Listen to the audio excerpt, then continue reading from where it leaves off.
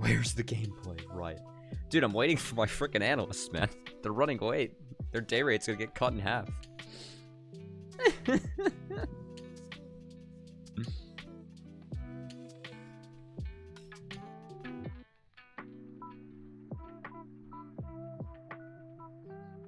Just bring me in, man. If you guys wanted to comment on and talk about it a bit, I'm sure that they wouldn't mind.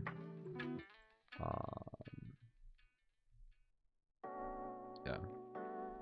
Actually, pretty nuts that Mist was like pinging me out of the blue to ask for the VoD reviews. So I am glad that you guys are enjoying it. So let's do a little bit of housekeeping before we get into the nitty gritty. First off, where we're at so far, in terms of all the games, and of course the only thing that matters and the only reason I'm doing this, my predictions to fuel my own just obnoxiously large ego, right? That's the whole gameplay. Can analyze those games real fucking quick. Alright, so here's where we're at. I know this got a little bit funky because EGP got pushed back. There's just some wonkiness right in the back end, but I did get that one perfect. And as you guys, you know, you guys made me eat my words. That's what it's all about. So appreciate the gifts on Twitter and all the content that I gave you guys for free.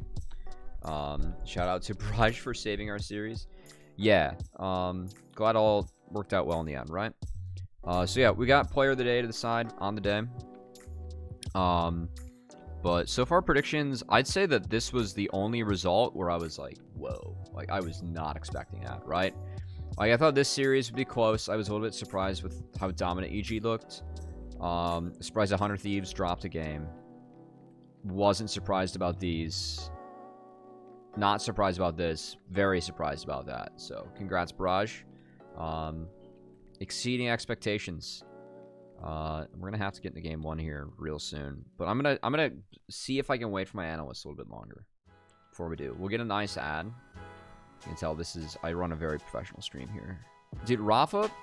Alright, first off, before we analyze the gameplay, let's bully the analysts that I have coming in pretty fast. Rafa, like,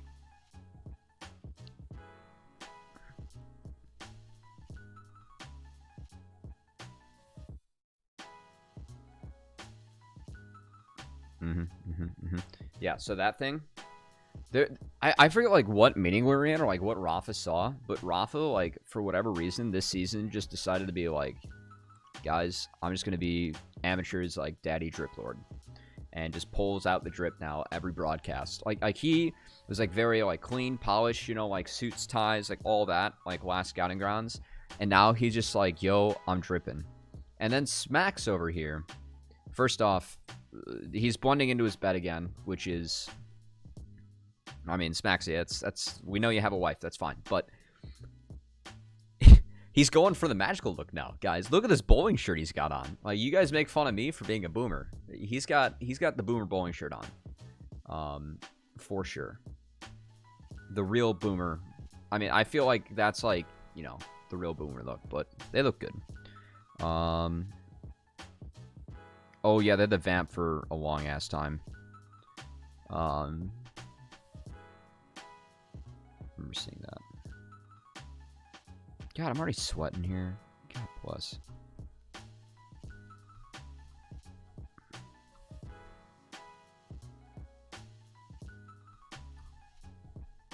Alright. This is where we will start. Game 1, our draft was good. Yeah, I mean, I'll get into why it's good, and once these guys get here, you guys better have some big money deals cooking.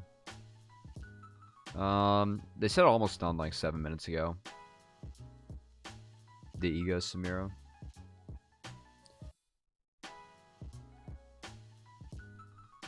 Who is it today? Oh, I guess I gotta edit the command because I have guests. But you guys already know these guys.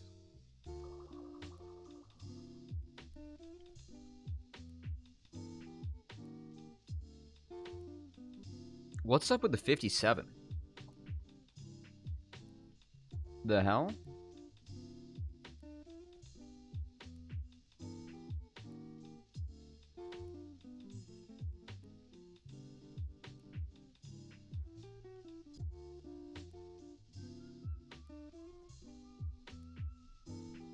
what is up with 57? Oh, oh ho ho ho. It's so cringe. Block all of them. Yo, Gorka, I'm 6 foot, so it's fine. Don't worry, there are lots of it's not that bad. Could be worse. Imagine not being above 5'8". There's this like running joke in one of my favorite podcasts, Part of My Take, where the co-host is he's 5'9", and 5'9" is like actually the average height for a male, like across the board. Like not in the US, but like across the world. And so they have like a running joke about like 5'9" guys. So like whenever Kyler Murray has a good game, it's like shout out to 5'9" guys everywhere. Kyler's doing it for us, making us look good. All that stuff. They're a bunch of goofballs on that show. Okay, you know what?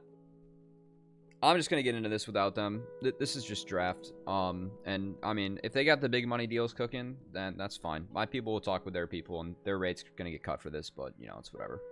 So, what we have to do. So, let's get started. As we do have, I think half Barrage is in the chat, and EGP. So, apparently these VoD review streams are, like, let's just tune in the Cubby when we win, and, you know, watch them say good things. I'm joking. You guys hop in there a lot, which I appreciate. I'm glad you guys look forward to this. That legitimately does bring me joy. Yeah, let's talk about this. So I guess when you take away every opener that TL wants, I don't think first pick bear is bad, but this was aggressive from Yawn. I think that like Yawn's something that like they've talked a lot about, like when it comes to like Yawn's play, is his Kai'Sa is really good, but on other ADs, some of the other analysts I've talked to have been like, yeah, like sometimes you make like spacing errors. So I think getting him off Kai'Sa was pretty smart here. And then all of a sudden, like, what do you have for Barrage first 3?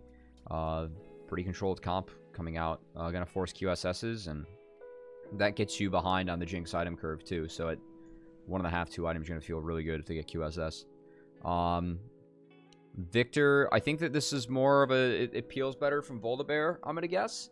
A little bit further range from Nautilus, and then you can cancel Samir ult. So I'm thinking that's why you want it instead of Ori. I'm not sure if it's a Harry champ. And then Ori, blind Aatrox, and then PCL gets his Camille. So overall, this is a pretty good draft. I think that the Ori is a real good pick. I understand why you'd want to take away the Caps. That's why you're picking at Caps. I'd assume that the Olaf ban makes some sense, right? Because this is still a flex. What's up, PCL? I did not get the job at Fruit Loops. Yeah, it's fine versus their Ori, and it's good versus their 1, 2, 3. Yeah. That was my hunch. And then the Kennen is just Jenkins like blind and one of his best champions, right? So that makes sense. The Olaf because it's a flex, but it does give over Ori. Ori's pretty good in all of this, right? Like that's a nice pick for them. And the Volibear can get the ball in there too, so I like that from TL. But you still have something like with the Camille, like now it's like you have in a straight 1v1 scenario, mid's handshake, jungle has pressure, like but not necessarily tempo, right? Like a little bit more pressure for lanes on the Volibear, and he's gonna clear fine, but Skarner keeps up and has QSS. Tax that needs to be paid. And then Camille, I actually like the Camille. I feel like that kind of rounds things out a little bit here because it gives you the option to split, and then also a way to attack Orianna if you want to free up Camille top. So I think that Fan ends up. I haven't seen these games yet, guys, so I knew the result, but I had memes saved in case of every result. By the way, so I prep stuff in case you guys 2-out or 2-on because I would and like put it in drafts so I could just like schedule tweets, or I remote PC'd in too. It was a good time. Anyway. Yep, so I'm going to assume that you guys want to play towards topside here. So, yeah. And we'll get into the game. Into the scary part. Where is Raw Daddy? 5 figures or 6 figures?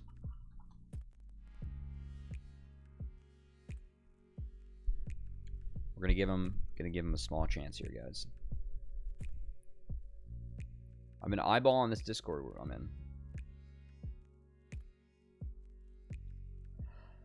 in.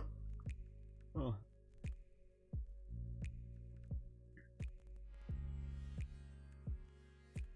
Okay. 5-point spread. Early ward from not, so auto Wayne. Just swaps over to sweeper, that's fine. You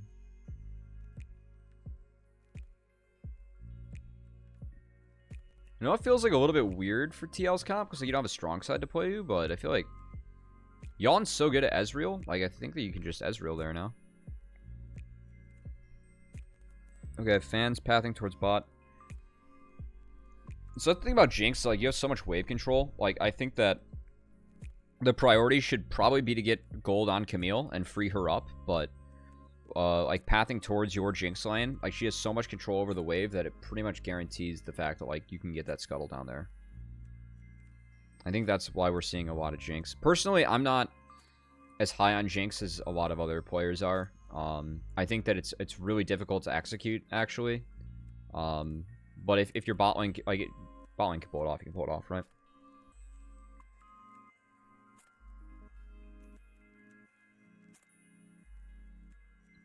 I'm actually surprised that PCL has say in that lane over Jenkins. I think that Jenkins in the first couple levels is able to...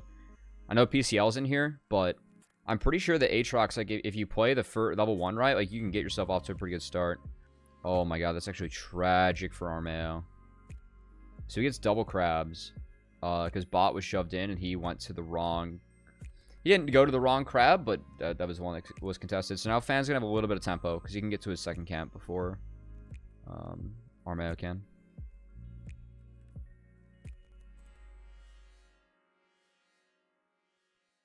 This is a really good lane state too for PCL because I know that he has crabs. It was a smart ward being dropped by Jenkins too.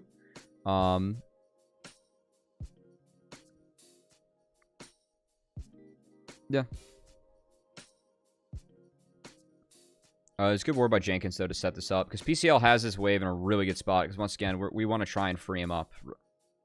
Yep. I like... The respect flash is good, too. Because Jenkins could have flashed in there and cleaned up the kill. So, that was a good call.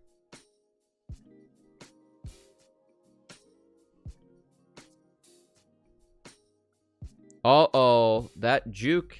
That's not the APA we saw at Scouting Grounds. That's the one that Peter Dunn loves. So that gank, obviously that frees up PCL quite a bit, but it does put Fan a little bit behind. Because right now we did have Volibear go for full clear, so I'm going back and catching up.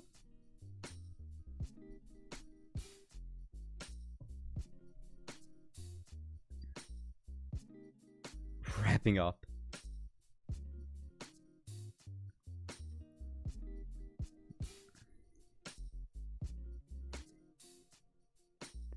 Oh, there's a really good joke I could fit in here that I don't want to but it's there, it's there, guys. Oh wait, I actually can squeeze it in. I can squeeze it in. Don't worry. All right, we're back to where we were. So this roam from Ayla, it's spotted, which is somewhat unfortunate because that ward dies, so they know. But B, it's not the best timing either. Because like APA is going to TP back. The good thing for APA is that... Oh, that was pretty well played by PCL. Sorry. So this, because of TP, APA is pulling the wave to bot because he has Winter there, so this is right. But Harry just starts walking top, and then they go back when they realize they had it. PCL almost played that real well. He played it probably as well as he could.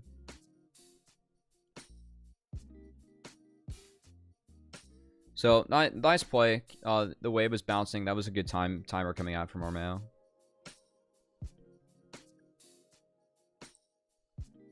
And he's actually gonna get in and take a Raptor camp here too, which is pretty good. He can do this at the moment. Okay.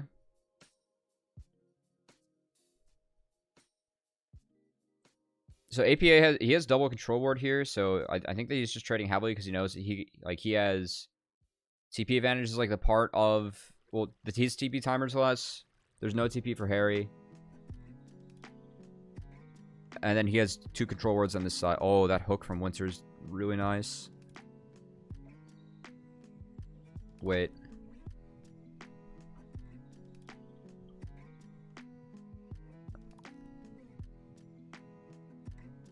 Oh my god, the dredge line from Ayla actually makes it so Yon can dash back through. I think he would have had a minion after, but that's actually pretty big.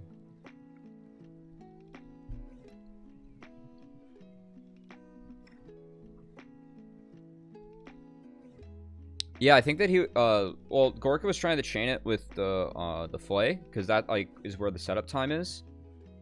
Like, you have to, like, use Flay, too, but I think that the dredge line just, like, threw everything off. That's actually, I didn't know. Like, the interaction makes sense now, but I didn't put 2 and 2 together until I just saw that. That said, bot is forced to reset, and, Barrage are taking Dragon on the timer, so this is good. But it is spotted.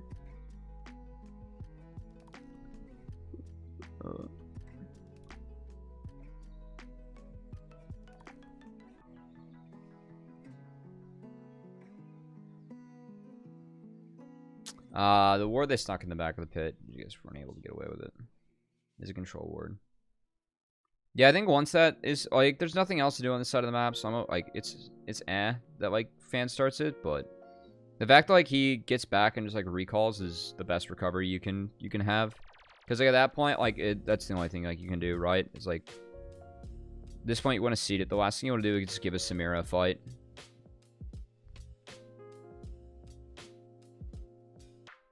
Where you don't have all the tools that you're going to have the controller, right?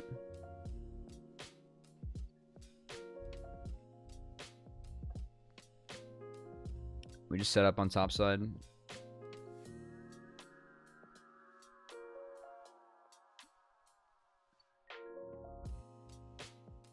Huh. I think PCL and Barrage being real respectful there at that lane state. I think they know that Armeo's on that side. Oh? Wait. That was a really good flash from Ayla. Holy shit. Nice death sentence from Windsor to cancel it. But the flash from Ayla ends up catching the Super Mega Death Rocket, I think. Yeah, it does. So if he doesn't flash that, then Gorka hits them both. Good play. The TP comes down, and Jenkins, I don't think he got anything from it, so that's actually pretty big. And then APA got ganked during that. Shockwave was used, and he goes down without using flash, because Armeo burns flash. So that's big. That's pretty big for TL. Holy shit, they lose this. They just get. I mean, I. If you had to ask me like which comp I think is easier to win a game with, I think it's Barrage's a little bit, but if you give Samira a lead. Oh, Gale Force Samira. He knows the tech. Okay, so APA commits to the trade and gets caught in mid-quadrant. Then we go for the swap to get Herald from TL. Okay, this is good for them. It's Jenkins is in a much better shape in this lane. So this is good for TL because Barrage isn't on the play yet. Unless they can dive, which they might be able to do. Oh, we're really going for it.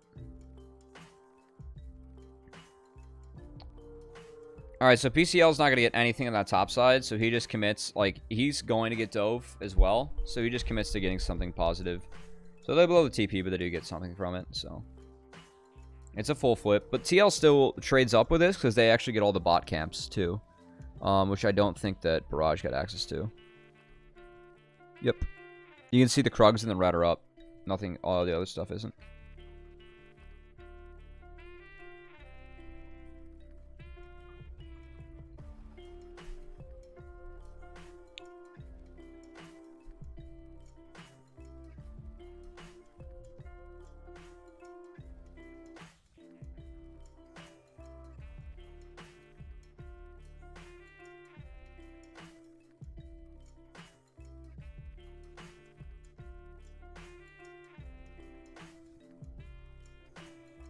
Okay.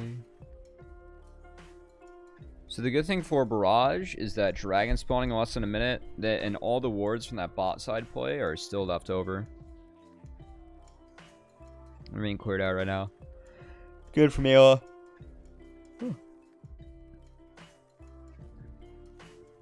Alright guys, if Smax and Rafa are not in here in the next 5 minutes, it's a 7-figure deal they're negotiating, it's decided. 7 figures. AP gets blue so can stay on the map. This is a decent timing for Barrage because, yeah, the QSSs aren't here yet. Oh, they fucking go for it. Here they are. We are ready. Alright, guys. It is time. Time for them to come on the stream. Here we go. Alright, guys. 6 or 7 figures. 8. Yep. Shit. Do I get a founder's fee?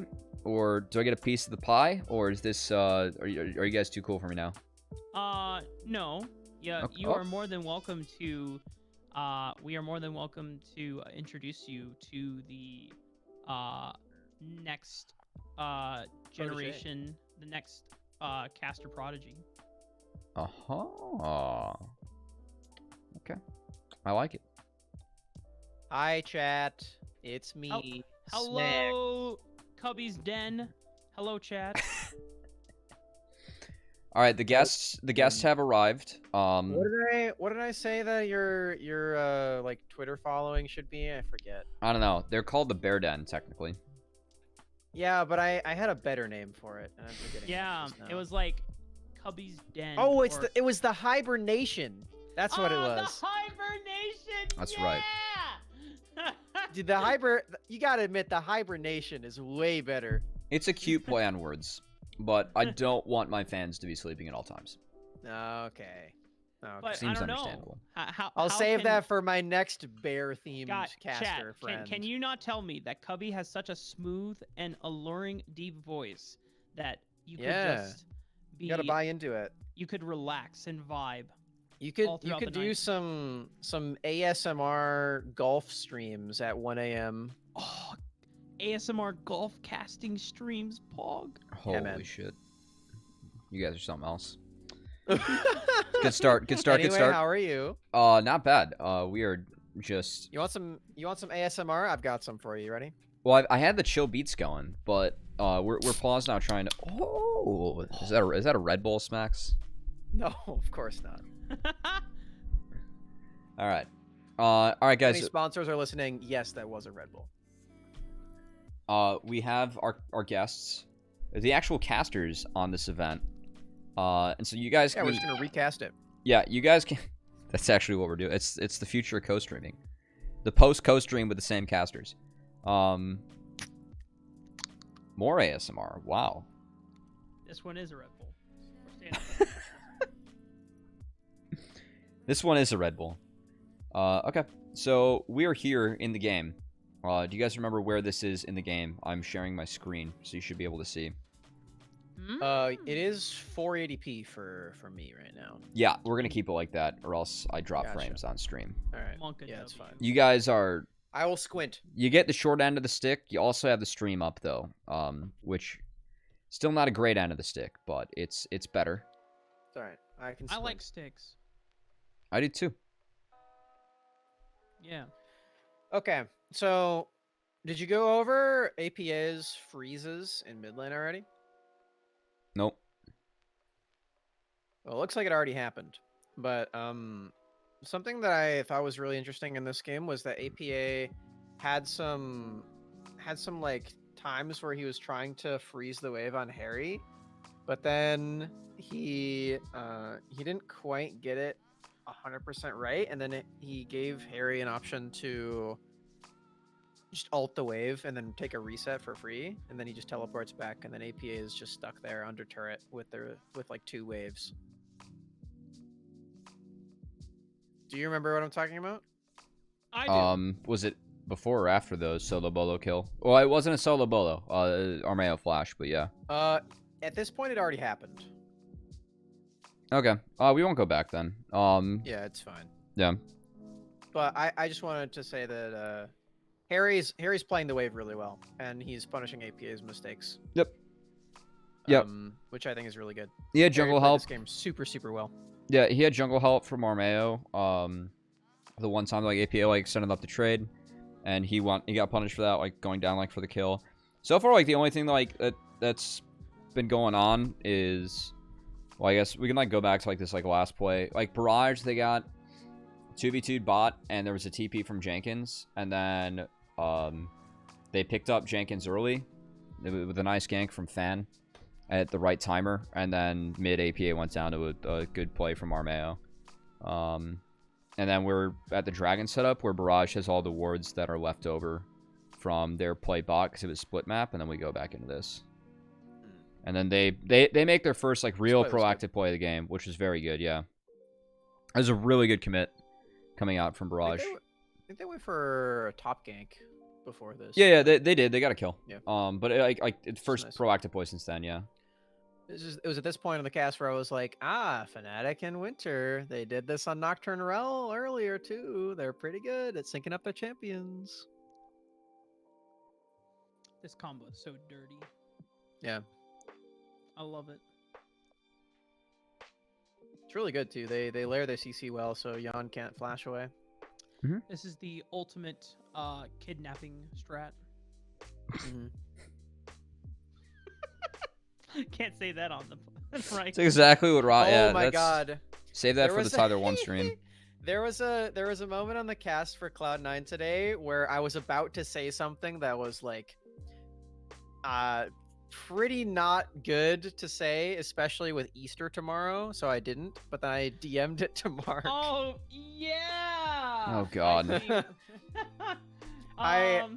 So we were talking about how like Dredgeline is like the funkiest ability in the game, and I said, "What? Okay, let me find the exact quote so I can say it out loud and officially fulfill my destiny." I said, "Dredgeline can perform so many miracles that Jesus Christ would stand back and slow clap." I had to stop myself from saying it on the Cloud9 cast, but I thought that was fucking genius. Probably for the best. We'll use it here. We won't cut that part. All right, Barrage reset. With that TL, they ditch bot wave and they actually go mid to take turret. So more good plays coming out from TLA. They had a 3K gold lead. Holy shit, they lose this game. Not that Barrage is like playing bad or like the game state's like doomsday for them, but like, I mean, TLA is like they're in a good spot right now. Like they really are. And they have a pretty strong team fight set up too. That's they why have we were two surprised. they have 2 QSSs. They're about to have 3. Oh yeah, you guys have actually seen these games. Huh, That's weird. true. Well, Jenkins has a null magic, so I brought in the that's experts. where I was. Yeah. All right, so they respect the fact that they're weak side there. That's good. Good from Bar. They've Barrage has been tracking Armeo like pretty well. Like even like him like showing mid there, like going top, like they're. Oh, here we go. Oh, this play is yeah, they don't impale anyone. Oh. Yeah. They win this game? Yeah. Really good Yeah, the shockwave from Harry. Shockwave is super good. This is what I'm talking about. Harry is playing this game like really, really well, and then this fight is cherry on top. But he doesn't get to impale anyone because he gets just knocked around. Jan played that pretty well too. Mm-hmm.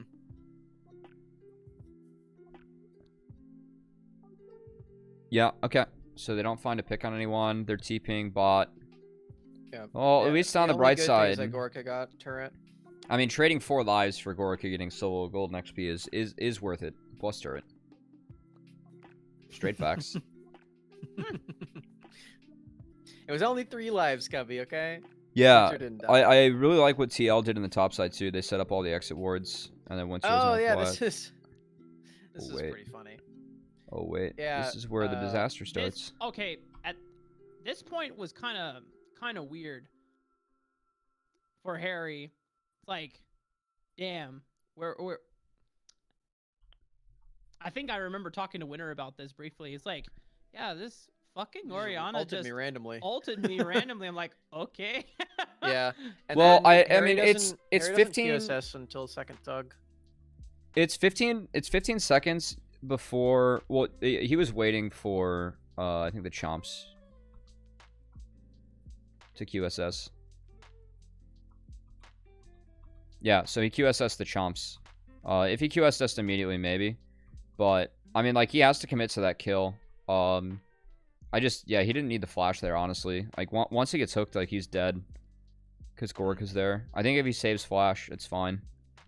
The shockwave, like, if he sidesteps the death sentence, though, like, the shockwave is good. Because they chunk out a member, and, like, with their lead, it should just be wrapped. But instead, this is really, really greedy from TL. This is so greedy from TL. They're down a member, they're fighting in the choke, and Fnatic just splits them up here. Hey, Elo walks really far. Because he's like, Yep. I have flash, I'm Nautilus. And then PCL gets a great angle, and they just get right on Yon. Yeah, goodbye. And then Gorka gets resets.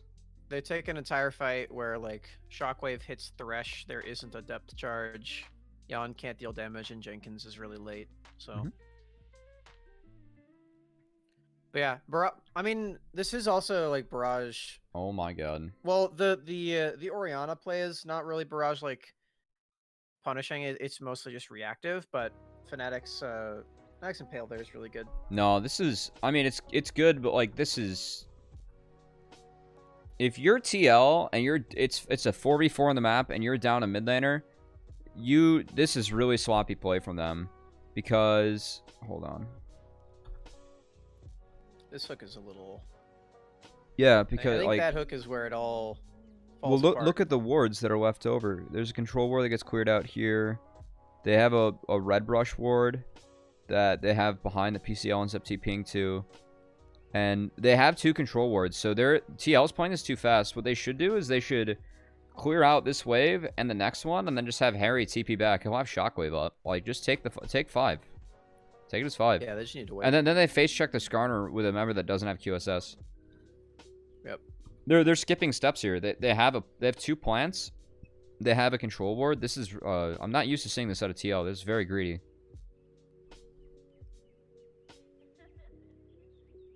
Yeah, and then no aftershock and Ayla, so he just dies. And that flash from Fnatic, I know it takes him out of the fight, but it's good because it gets Gorka resets, right? So that's a good understanding coming out from... I don't know if he did that thinking of Jinx resets, but... That's really good. Yep. That even puts Volibear ulti on cooldown. I didn't know that. Even there aren't actually many ultimates that do that to you, so pretty sad that Volibear is one of them here for Armeo. Like, if you die in the middle of a channeling like Camille ulti, it still gives you the ult. Nah, he knew what it was. Yeah, our whole fight plan was me grabbing Volley or not. Yeah, no, absolutely. It's all about getting Jinx resets, right? Yeah, that's we a touched smart on that in plan. the draft too, where like typically the way that you draft a Jinx comp is with a bunch of burst to pair up with it, but Barrage did the other way that you can do it, where you just have like 3 pick champs, and then you kill one of them, and then Jinx is way stronger than everyone else. I mean, I just drew a lot of circles. Also, yeah, Rafa is, though. I haven't turned up as much as I can, though. I just drew a lot of circles on my stream. Like, this is just, like, the steps that TL are skipping, right? I mean, even, like, this. They don't need to start it now. This is really, really rushed from them. I'm not used to seeing this. This is a weird decision. They're riding off the high of the triple kill. Indeed. I mean, not even that. Like, they just don't have a mid laner. Like, Yeah, that too. They traded downward for the earlier and then they're play. trying to go for the proactive play, like, when they're just skipping steps. Like, all they have to do is just, like, wait 2 more waves. They execute that play on 2 more waves for free. Mr. Smacks, did you just say they traded downward? Mm-hmm. Sound like Josh. That's a chess term. Oh, is it a chess term? Yeah. I've been watching. I've been watching you- the Queen's Gambit. Yeah. You traded down because trading down in chess means like you give up your queen for like a rook or a bishop, because a queen is more valuable than either the ladder of the pieces, right? Same thing if like you trade your rook for a pawn, you trade down. And that's essentially what Harry did. He trades his life for Winter. Not to say that Winter, your life is worth less than, you know, Harry. Your life is precious. And I No, love it is. but- It is. Oh, damn. Your champion's life is worth less. There you go, Mark. You gotta fix your phrase in here. You're gonna offend people. Damn. I mean, Cubby offended Winter, man. Not me. Well, but Cubby, it's his stream. True. Anyway, yeah, the Baron's really big there. Yeah, because they get. a bunch I of didn't see the turrets. power play, but like we were kind of aiming for all that. I think they ended up getting. Just clear out outers. Yeah. They get top inner too. It's pretty nice. You traded for a double Herald charge, I believe. I mean, like Winter, like that play, like Winter doesn't have flash, and like if he sidesteps the death sentence, like it's a good play because he probably picks up the kill for free. But he just gets hit by the death sentence and then like gets ran down by Jinx. So it's just they just don't need to go for that play. Like they can just play to their steps. They're skipping a lot of steps. I really do think it's because they flipped the switch that said they were already winning, you know. And in Academy games, once that switch is flipped, it's really, really hard to stop winning, you know? Because the games are like really just calculated, and oftentimes the losing team just gives up on Academy games. They no longer fight back. Yeah, that happens a lot. It happened a lot in the Northern Arena games. Actually, there are two teams that don't do that I've noticed. One of them is 100 Thieves Academy. Yep. And the other one is Evil Geniuses Academy. Neither of those two teams do that. I feel like it's like pretty results based though, because like if you're talking about like FlyQuest, like one of the teams that do that, like keep in mind like they're drafting comps to do that every single time they play. Yeah, FlyQuest That's goes their into entire the game with that strategy. game plan. Yeah. Right. But I'm talking about the moments where like you're not even really like, it's questionable if you're even going to outscale at that point, you know, and you're just like in a position where if this is a scrim, like you wouldn't be like too You gotta get ridiculed if you were two. going to forfeit, you know. Yeah. But yeah, I don't think that's results based at all, because I think like there are teams that like. I shouldn't say like results based, just like more like recency bias, like from like what we've like seen on stage. Like and like also like that's like how those teams play. Like EG is like and 100 Thieves are both drafting like early game like every single time, and like TL like I saw TL like versus FlyQuest like fighting pretty hard for those 4 games, like execute their early game comp, and like they had leads every single game. They're playing pretty clean. This is just like not the same TL. They're skipping a lot of steps. I wouldn't say that it's like just recency bias either. I just think that that's like how we've seen these teams play in the past like month or so. There isn't really like a lot of tape to go off that isn't within this time period, you know. If I were to, I mean, like the last time we saw TL though, like they weren't skipping steps like this. Oh, that's not. So I wasn't talking about Team Liquid in that regard. I was saying that like, in general for Academy, it's very often where like if you start winning, then you just keep winning, and then the game stands, you know, and like the losing team gets pretty lazy, and I think that I think it's also the format though too. Like it's best of ones. Oh, for sure, it's the format. Yeah, absolutely, it is. This is cute from Barrage. They're waiting for both. They're waiting to see like side laners or someone else before they go for a play. Oh. They catch Ayla and the resets come. Yeah, the Death Brush and the only TPs. works there if they kill Gorica, but they don't even touch him. Yep.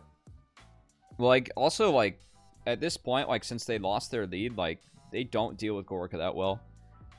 It's another fight where Ayla doesn't ult. Yeah. Well, also, like, why Ayla are they... tries to ult Gorica. No, but, like, also, like, why are they doing this? Because the only way that they're able to get on the Gorka, like, he doesn't have flash. Like, you need Harry here. You need Shockwave. And also, like, why are they going on Fan to save Yawn when you can like, if you Volibear ult Gorka, it takes away all the damage. Like, if Gorka's stunned, their target like, selection's bad here. Yeah, but I yeah. think the idea is if okay. it, like, Armeo should be pressing around Gorka right after this Lantern comes out. Like, that should have been insta-ard. Yeah, and Ale actually gets zones off. He gets zoned off by the chompers, and yeah, look, there's another ultimate where you can press it and then it doesn't go on cooldown. Yeah, Neat. I'm actually like, I think that, like, we've seen Armeo, like, in that Northern Arena tournament, he was getting Udyr, like, every game, like Udyr, Olaf, and Hecarim, and just running teams with it, absolutely just running everyone. And off the Volibear, like, that's actually a fight where, like, the not going on Jinx there is, like, pretty costly. Like, that's not decisions like we were seeing out of him in the past. Oh, Shockwave whiffs. All right, that's game. Holy shit, dude. One Orianna pick and Barrage turns it on its head. Wait, did we miss the part where Fnatic completely smurfed all over Yawn with Oh, that was really good too. the QSS out? That Yeah, was, like, one of my no, we saw that. Yeah, we saw that. favorite plays that Fnatic did. Like, I saw that, I was like, oh my god, actually. The Captain Flower Craigasm. special. Yeah, Craigasm, man. Do you want the full VoD of this, Cubby? No, that's fine. I'll just swap to my face and then swap back. Alright. I like your shirt. Thanks, man. The quarter zips from nice. my mother. Looking nice. Did you guys see my 4-foot trophy behind me too? Hell yeah. No. Where is it? Oh, We'll show it after. in the dark. We'll show it after, yeah. Mama Samuelson. Okay, so one thing I actually didn't do going into this game, like, for first draft, and maybe it's just because, like, I feel like I actually have a pretty good read on both these teams, is win cons. Do you guys want to talk about win cons? So we can tell you what our win cons were going into it. Yeah, do it. So the biggest thing here for us was get Yawn on an aggressive AD and Ayla on a support that pairs well with it, and he can, like, leave the lane once they start winning, right? So, like, the Kaisas, the Tristanas, those two. And actually, in this draft, I see that Kaisa is available for first pick, and I'm like, okay, TL Academy are going to first pick Kaisa. And then they first pick Olaf, and I was like, huh. Yeah, it's because jungle tempo. Yeah. Yeah, but then it. after that, I'm like, oh, well, now Gorika's going to take away Kaisa because Jan's going to pick Kaisa, and then he doesn't. And I'm like, oh, interesting. And I was like, okay, now Jan gets Kaisa, and then he doesn't. And I'm like, oh, okay. and then they don't do anything with Senna Tom Kench for the whole game, and I'm like, curious. Like, it's a good duo into this Jinx Thresh, and I even say, like, oh, the nah, Thresh is... it's like, this is not, like, for me, like, this, like, if I see Lilia and I see Jinx, I'm not, like, instantly like, hey, let's slam Senna Tom Kench, like, right now. Well, they read that it's going to be Thresh, right? Right, but that Jinx is actually, like, pretty good in the Senna. Like, you can really manage the wave against her, and the with the AoE rockets, and, like, do AoE damage, and you also, like, into this lane, like, it's not, like, you can get out of the lane, like, okay. I know that, like, Tom Kench Senna is, like, pretty good in the Thresh, but, like, you just position your Thresh differently in Max Lantern, and you just let Jinx kind of, you know, manage most of the trades. And it's pretty OP. They nerfed it on. They did nerf it. On 7. Yeah, they nerfed it on 7. Yeah, they did nerf it, but, like, it's still, like, it's a A-OK lane. Yeah, it's good. And yeah, I mean, I think that Senna Tom Kench is a super duper freaking busted lane, but, like, the one AD, like, the one of the ADs that you can play into it, it is Jinx.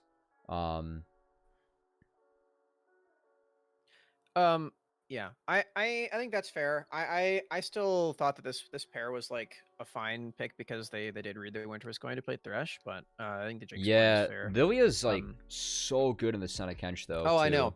So here's the other thing that we had as a win condition for Team Liquid, right? Mm-hmm. I wanted to see for Armeo to have to have a jungler in a mid duo where he doesn't get pressured and doesn't like have to worry about getting invaded on. Because I think that's where he plays the best, right? I think he plays his best games where he can play like really risk averse and just eventually be like a very threatening health bar later on, and then like CC bot with Who's this? the champions that you mentioned. And then they pick Cassidon. And I'm like, okay.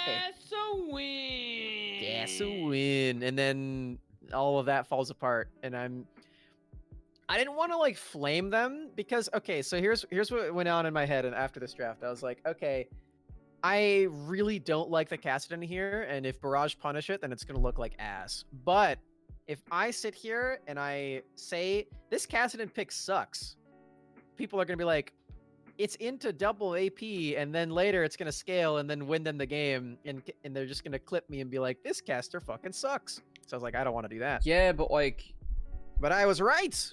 it's still against Lilia, so like you can't jump in. Mm-hmm. And I know Lilia's super good here. Like you can't pick Cassidon against Lilia. You just I give mean, up like, all of your Raptors. why? I know that Ori's banned, but like, and I know, like, I am a staunch Syndra hater, but like, isn't Syndra just like lit as fuck here? Like, you have 4 Syndra's squishies and good. you keep them at range. I don't even think Syndra's that bad. They I nerfed Verdant think Barrier she's on this bad. patch. I know they did. I still think she's bad and like a bad matchup into Victor, but like, I think that's like, like if you play for zone control with Senna Kench, it's so stupid. Like when you play front to back, and Cassidon just feels like the last thing I'd want to put with Senna Kench. Like, I agree. I think the Senna Kench is like really out of line here. I was scared of them going Camille Gallio on 4-5 and play through Jenkins. Yeah, Camille. I mean, that would have been way better. Yeah, they banned Camille themselves though. Yeah, it would have been way better. This is The- interesting. I think this is like where, like, I think TL, like, as a team, they do, it is Academy. Everyone has unique champion pools, but I think we're kind of seeing that come through in this game, and how, I don't know, it feels like it's not, like, melding well. Like, It's isn't a good really meld. weird. I just don't think this draft works because Cassidon needs a bridge champion to get him, or a bridge lane, which he does have. He does have a double AP mid jungle that he can like not die to, right? So he has that, but he doesn't have a bridge jungler to get him there, really. I mean, I think the idea, and like what I like to do with Senna TK is like, anytime you get Senna TK, it just sets up like a dream 1-3-1 scenario, right? So they're like, we're gonna pick Cassidon, no one beats him inside, we can support it with Tom Kench at all times. We're gonna have Olaf to help him out, like at least like try and get through the mid, like, you know, the early game, right? This like also just destroys the Olaf Lilia matchup. I don't know. I also like, I don't like this into Barrage, because like for me it's like, Barrage is like they will fight you and fight you early. Like my like thing and tag about Barrage is that like, team fights are their greatest strength, but taking bad team fights their greatest weakness. So like, why are you picking Cassidon into that team too? Like, you can just take early game and like punish, right? Yeah, I just didn't like that. Caston doesn't have a bridge champion to late. Holy Olaf shit. doesn't have a bridge champion in early, and Senna Kench don't have a bridge champion. Like none of them like are ever crossing paths at all. It's really weird, and like their team fights don't APA. work super well. This is either. a ballsy word, my friend.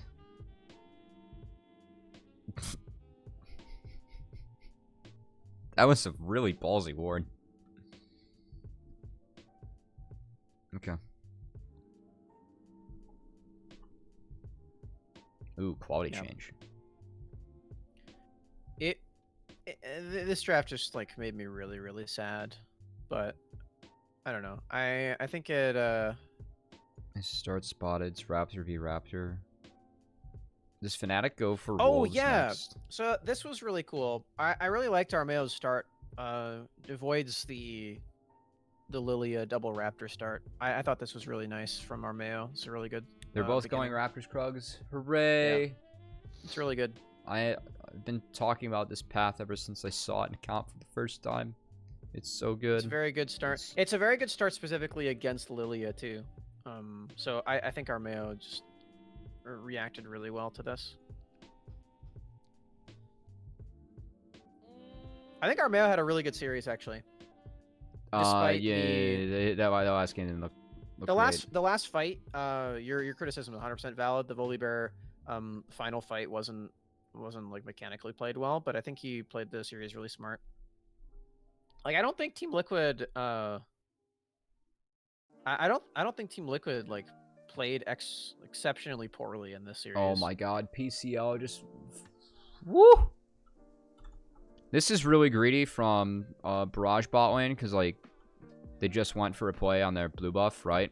And Armeo said, "All right, I'm a piece." And PCL just completely ends his own laning phase to save his bot lane. Yeah. So that's also actually really big for TL. Olaf had just taken I like this well, from Fan. Yeah, Fnatic took his blue, right? Yeah, Fnatic took his blue. Yeah, he did. Yeah, that's another reason I like the play. This is really good from here. Fan. Yeah. Oh, so close. I just like the idea of attacking second Raptors though on respawn because they knew that it was starting because APA had a ward there was good. Yeah, Fnatic played this first clear like pretty nicely. Stealing away that blue is a good response to the Raptor start. And then, just like you mentioned, he gets this down. Oh, it's not even that start. It's just the fact like there's casting mid. Yeah. If he flashes to the right, he thinks he would. If this is any other mid laner, then he's fucked. Yeah. There's no other reason why Fnatic would be this aggressive onto an Olaf, right? Because Olaf should be able to run Lilia down, but Cassidy mid, Cassidy never gets to ever interact unless he wants to end his own laning phase. He needs to be there for every single season. Right. Also, I want to add, Cubby, that Gorik and Winter going for the greedy like 2v2 bot lane, I don't think that that's necessarily like greedy in a bad way. I think it's like fine that they play aggressive there, because if they don't, then they just kind of give up their bot lane pressure and Armeo gets to go take the blue buff for free and he doesn't get triple buffed. So the fact that they're actually like doing something right down there, it does leave themselves open for punishment and like. No, yeah, but they shouldn't be. If you're making like that reasoning though, they should be fighting the wave and not the enemy champions if they want to defend the blue. Like the fact that they show jungle on top side and then take brawl on bot side, like the PCL like really hurts his lane from that. For sure. So like it's definitely a loss.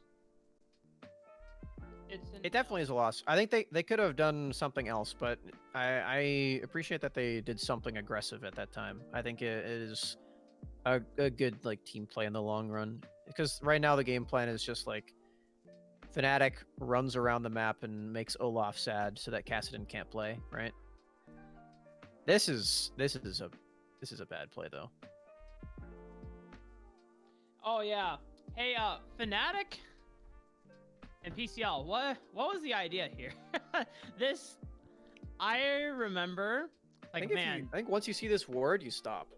Yeah. No. It's once. No, this is fine. You just once you like land the E, you stop.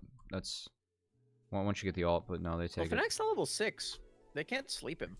Well, yeah, like he's so hard to kill here. The goal should be to get him off the wave, which they do. Yeah. So like right this here. is like land the E and just him, walk right? back. Yeah, for sure. Yeah. Like they can't kill him. Because Fnatic doesn't have sleep, so. Yeah, that's awkward. Winner says, Pie Kick Lord, I think we should leave, Fan. No, we kill. Plan was to bring cast TP and get the fuck out. Oh, I see. Yeah, the ward was in a good spot for it. So Cubby's right though. Yeah. If you just hit the E and then run away, then it's really good. Yep. Oh, they laid Fat Trap. Yep. Dude, isn't semi-catch lane fun? Yeah, this is what I'm saying, Cubby. If you're playing this lane against Thresh, then like what the fuck do you do? No, well the thing is though is like Jinx can play wave. Like it's not as bad. Like I know that Thresh has a tough time. Oh my god. Dude, Winter's a beast, Are you fucking man. kidding me? No, it's not even that. It's not even that. Harry just rift walked in under turret range here. You didn't need to do that. You just played impatient. No. But Winter is a beast. I prefer to celebrate Winter being a beast. That's Like, my narrative. yeah, like what It's what both. you can what you It's can do both. in this lane though is like you dominate the wave with Q, with Jinx Q. Like you just control the wave. Like like if you are able to control the wave against these guys, like you win because you can't like win trade ward. Mhm. So yeah, I know that like Barrage plays with a lot of bot lane support, but I think they're trading really heavily. Yeah. I think that the initial pick on the TK is good. But like if those trades get too overextended, like you need to burn your abilities and get the fuck out. Wins that. Yeah. They have so much. Yeah, no. The quick trade's good if you quick trade, yeah. But yeah, it's just a little bit of overstay. No, this like the Jinx Thresh is actually one of the best matchups in the Senna Kench, which is why I'm really surprised that Senna Kench came out here. Because like Lilia Jinx are two champs that like my AD that like I coach is a like D1 like pretty much his best champ Senna, and if he sees Jinx Lilia, Senna is completely out of the question. That is. What do you think of picking Braum there for Winter instead of Thresh? He said if they pick Kai'Sa, he goes it. You can't play Braum in a Senna lane. It's Really? oh my god, it's the most pitiful experience of your entire life. You are just beyond useless. I haven't experienced it, so. Oh I my kinda god, don't know. it's actually like one of the worst lanes. It's so bad. But no, he said Yeah, it if they feels want rough 'cause it's good in the Kai'Sa, Kench. if they want Kai'Sa, you go it, and I'm a fan of. I think that Braum is. I think that like the buffs that he got are gonna be placebo buffs, and he's gonna come back a little bit. But then I just think that Leona's gonna come back. We're seeing less Rel. I don't know why no one's playing Leona. That champ's still really dumb. Like the only reason she's not meta, That's keep pretty in good. mind, is because of Rel. Yeah. And everyone's forgotten about her. Fact. Well, also like Thresh is really meta too, so that's always a little sad for Leona. At least in like levels 1 through 5. It's a winnable matchup still. It's really good at level 6, but levels 1 through 5 it is sad. Okay, so PCL sacking wave again. Nice lantern for Gorico. And then the sleep comes in. Oh yeah, Yeah. Gorica gets excited and runs too far here because he runs right into the range. I mean, he remember this. gets flashed on, so it's not really on him.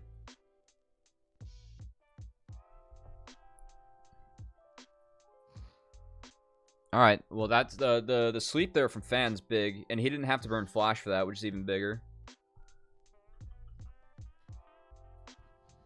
This is also, I know that I think double Leandries here is actually pretty good. Even though I'm a big fan of Luden's Lilia. Are Luden's changes on this patch? Hmm? 11-6? Was that Luden's changes and Leandry's Yeah, changes? I think it was on 5, but yes. Or Okay. wait, no, you're right. You're right. It's on 6. I'm a big fan of Luden's on Lilia, but I think that not this game. Oh, he's going Zanya's Rush. Okay, that's The magic pit Fan. is really good. Oh yeah, Zonia's Rush. You have to do that every time. I guess he is main engage. Yeah. Indeed. Also, PCL goes Triforce this game. Indeed. The physical damage, so that he can Mhm. deal with Harry in the split side lane. Yeah, he does it. Yeah, exactly. These aren't Triforce changes, right? Nope, that's in 7. I would have liked Sunder a little bit better, but that's fine. I know Sunder is like kind of a poop item, but they have Sunder so is much pretty bad. health. Yeah.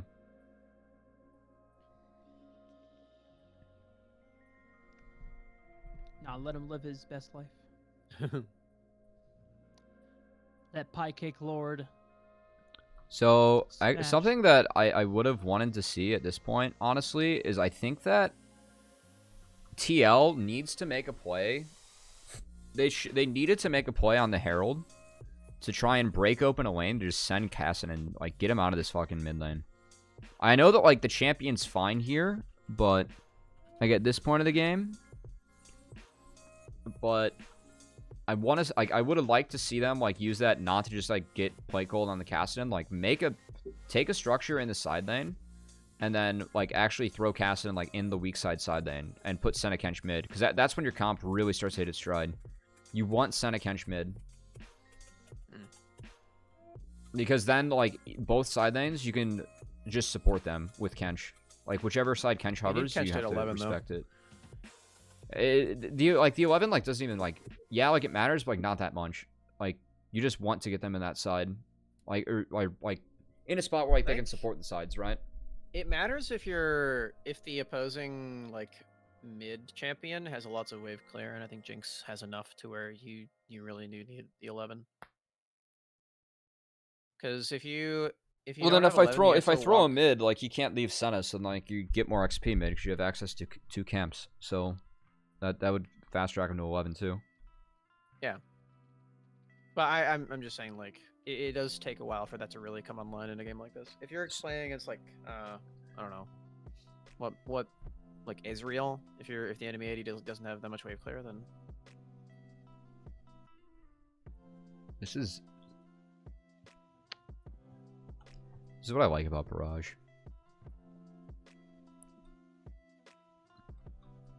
Like, they're seeding mid, and they know they're gonna have to deal with flankers. And once that mid wave's gone, like, this is why it's so important that Fan has flash. And once Yon oversteps a little bit, so they see a split from A, like, they just go. So they get for smite, but the fight's already won. not necessarily, because Fan traded all for nothing. There was no follow up, right? They're still asleep. Right, but Ava can eat, and he saves it, and then they get ulted upon. But what wins it is APA. Big Victor. Yeah, that was really good. Watch APA this fight.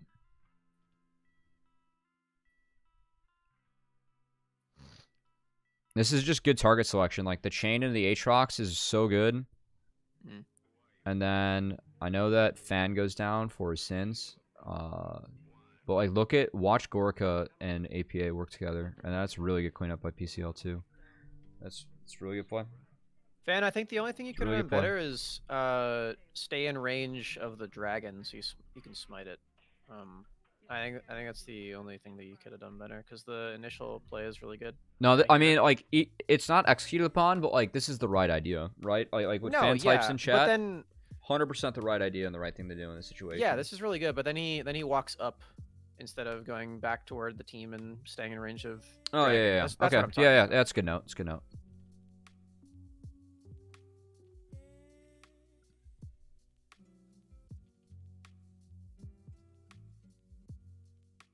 Harry had the roof walk out of that too. It was a good fight.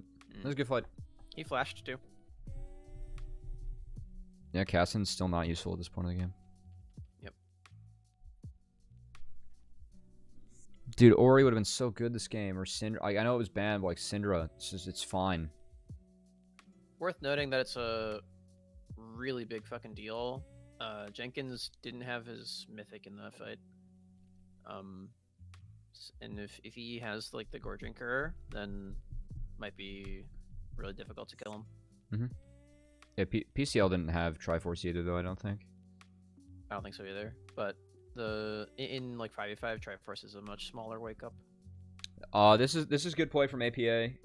He's roaming up in fog just to support his team and handshaking that wave. And he's Victor, so he can fast clear that and then just walk back bot. He'll lose a little bit for that, but it's not that big a deal. The fact they got Herald's win across the map, it's real good. Right. See, like, I like this map state for TL. Like, I feel like they.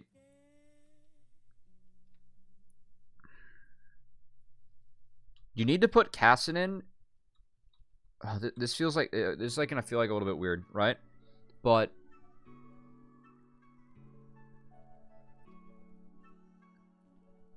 they just need to execute a plan, Victor. Like, anything you can do to execute a plan, Victor, here is the right play. Like, they should 4-man Victor when they get the timing. And Barrage, like, matching recalls is good because they're stopping that play, right? That's TL's best play right now. And by matching recalls, like, you're never going to give them a window to do that. I don't know if they were thinking about this, but because, like, right now, this is the real scary part of the game for Barrage. It's whenever you do not see Senna time catch mid and they're hovering bot. But the split recalls, so they had their bot lane recall last wave, and now they have Harry recall. This is late for the Dragon, and because it's split, they can't make a play on APN this wave. Like, this might have been a window for him, right? It's Ayla level 10 or 11 here. I can't see. 10. I mean, like, level 11, like, it's... Yeah, like, it's nice, but, like, it's... You can still execute the idea with 6. I know it's a bunt of a TP, but you can still execute the idea. Well, yeah, just like hitting Victor with Tom Kench Q is really broken. Yeah, I mean, like, if Slow they... for 3 I know it'd be, like... seconds. It'd feel a little bit weird, but, like, I would even, like, put Aatrox, like, to match Victor right now. Like, Harry can... If you just put Harry, like, weak, like, if you put him up top, where the objective isn't it at, like, he can just catch all those waves and just give PCL prio. It's not that big of a deal when you have Senna Tom, right? Because you can't make a play on the 3 mid. You put Aatrox into the Victor, and so, like, you can actually, like, maybe press him. Like, it gives you more of a window to, like, actually try and press and make a play now. I know the resistances don't match up, and I know that the matchup is worse for TL on both sides, but it would open up an angle to make a play on APA a little bit more. The thing is that the next Dragon is probably going to be like a fight point, right? And if you're getting pushed in, no matter who's top lane, then that's kind of a problem. Because then you can't TP as fast.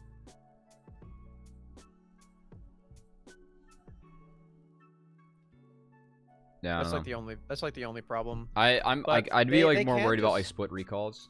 They can sack this dragon. It doesn't mean too much. The third dragon. Yeah, they can easy. Cyril's But like nice. that, if they're gonna sack it though, like I'd want Casson and top then too to just be away from it, right? Yeah. And they already are sacking it because Armeo's up here.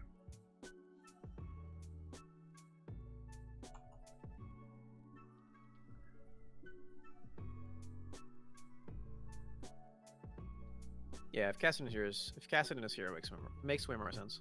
Winter being up here is a little bit greedy, but also he gets away with it. I think it's fine since that is the play. And like, yeah, I think seeing Armeo there makes sense, right? Yeah. Well, yeah. Once he sees him there, even it's contest. fine. But also, like, dude, APA just like never gives him a window to like get a play made on him. Like, the Spidey senses, and then they swap. Because they want APA by the strong side objective. They want PCL weak.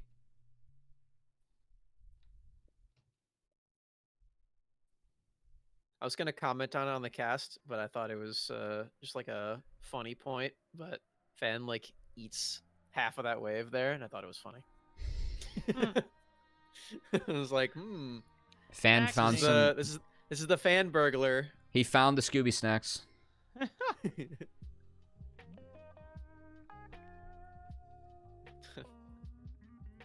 I remember thinking that it was really funny. I think I might have chuckled. I think I might have chuckled. If people are listening on the cast, then they're just like, "What the fuck is this guy doing?" I do want to see TL do more of this. They're pulling Jenkins when it's a matched wave, and they have a window here to maybe make a play. There it is again. Hey, yo, Fan, if you're listening, Volibear Jungle, Nasher's Toothbrush. That's the play. No, don't tell him that.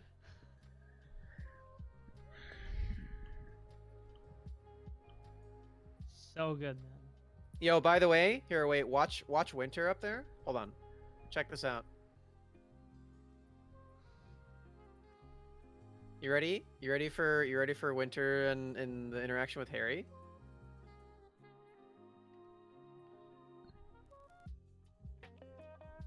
If he's on higher ping, he hits the flay. Damn.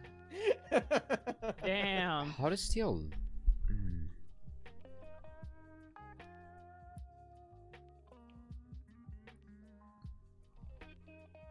Like, this fight in this situation right here should be and is winnable for TL.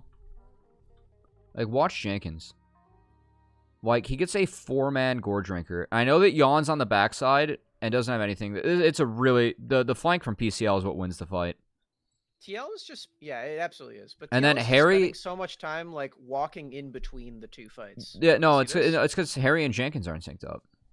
Like Yeah, yeah. look at Harry's first dash, and then he dashes out because he can't. Like Yep, and yep. PCL's And then flank PCL's was so flank. good, he kept Jenkins busy on the back end. It's just split Triforce play does so once much again. damage too. It's split play once again. Yep. Because that should have been Jenkins just like absolutely just dominating like that fight, and he did, quite frankly. Like he did some friggin' work. Yep. PCL's flank is super good there. Yeah, no, that word won them the fight, and that flank won them the fight. Mhm. That's real good. Yeah, there was just so much time there spent by TL walking in between targets when Raj are all hating all the time, which is the benefit of Jinx, right? It's perma range. And Gorka plays his fight impeccably. He's never ever threatened, and is autoing the entire fight. Yep. Gorka. Yeah, that's you can't ask to play a fight better than that.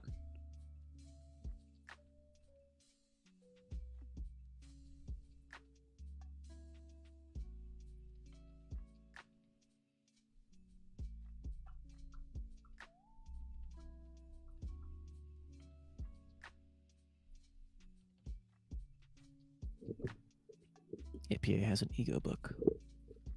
Indeed. That was something that I That's never when got knew a it chance was to. one. Yeah, I never got to mention it directly, but I was like, I wanted to say I was ready to say in my call. I mean, Harry on this cast and he's level 16, but what's a level 16 cast into a 15 stack ego book Victor, baby? True. Just so hard to play Cassin in this game. Yeah, laning phase and later. It's really. I mean, laning phase is doable. Later is Well, not. That's if concern. if your mid lane is a 1v1, then it's doable, but it's not. It's not, but like it's still doable. But like later in the game, it's not. Like that's the concerning part. Yeah. Lily Asleep is OP. He needs like a QSS. Okay, so finally they make their play. Okay. Because But Ayla has level 2 Tom Kenchel. they overcommit. It's part of it. Guppy, just say that I said something smart, please. It's part of it. No, you're right. You're right about like the whole like level 11 like. Yeah, like it helps the Tom Kench a lot, but Yay! oh, it doesn't mean that like they should have like made the rotations they did earlier, in my opinion. Oh yeah, yeah for sure. Yeah, I mean they still overcommitted the PCL, and there was a lot on the map. The good thing is that it did buy Harry time, so I think that's pretty valuable for TL at this point. He does hit level 16 in this Holy game. smokes. It They does got happen. Armeo to ult off of that? Oh, I didn't even see it. What was it? Nothing. Watch him ult. He didn't even get hit Oh. by Lily Asleep. That's pretty big. Oh, It's a minute out till Baron just seeds the entire setup now. Because he can't face check. Roar! Oh yeah, this is the one where Oh he just my teleports God. for no reason. Well, it's not for no reason. He was on a ward. But he didn't know that he was on a ward. Holy shit. Well, then it's worse. It's That's not for no actually reason, that's it's for a actually bad an, reason. it's actually an epic play from Barrage. Like it's like kind of like it's kind of a Rocket's miracle super play, good. but like it's actually epic. Yeah. They had a blue trinketed, so yeah. They didn't have the. Well, did they have both bushes blue trinketed? I thought it was only the middle one. It was both, Yo, fanatic. and then they just get to go for free. You gotta give him a chance, man. No, Give him a chance to play the game. no, not allowed. Then they get everything, so now they just get Baron for free. That's really good. This is good play. Oh, but it's Barrage. They're not going to do the Baron. Okay, so they get both sweepers. That's another miscommunication from Liquid. Dude, Liquid, man. Their team comms have not been on point. Armeo doesn't have ult, keep in mind. Yeah, Jan, even with a Kench, had to use both sums there. Pretty big deal.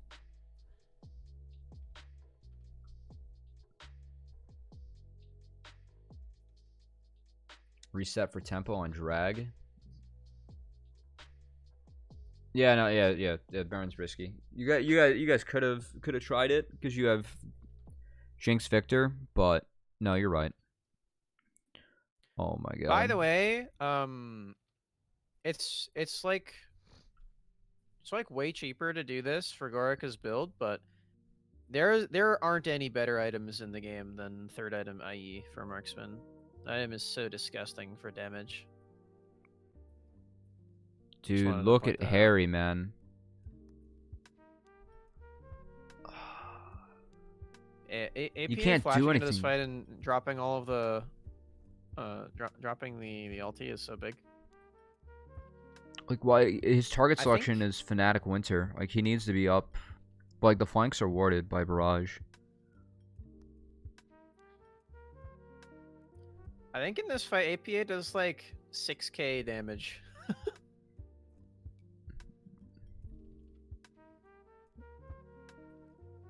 Oh my god. That's just gay. This is a really poor setup and play from TL. Whee! Like you guys made good plays. Like, you guys did well. Like, there was one or two lucky things that happened, but like, you guys deserve to win this game. This is not the TL that we saw at Northern Arena. I'm really surprised. They were really like run around the rift. I don't think that they like. I don't think this was like a bad series from them because No, I think TL played pretty rough. They played fights rough. I No, think like there was rough drafts and like their setups weren't good. Like, that was not Well, the TL we okay. saw at Northern Arena. the drafts are another thing, but drafts are for nerds. I want to talk about the game. So the gameplay, I think the major issue for them was the way that they team fought, and like the decisions that they made around the fights in general. But I think past that, like their laning phases were really good. Specifically, I really liked Harry's laning phase. In the mid lane, I think he was like doing really well, and I think Armeo's jungle pathing was really smurf too. I think Fanatics was also good. Like that Lilia punish on the first blood was super good, but I think the plays leading up to that were very smart from Armeo too. Like I just think that there were a lot of really smart decisions made by both teams in this series. And Barrage just executed better in the team fights. So I don't want to like. I really don't think the like Team Liquid, if they played this way against like, I don't know, maybe 13 of the other teams.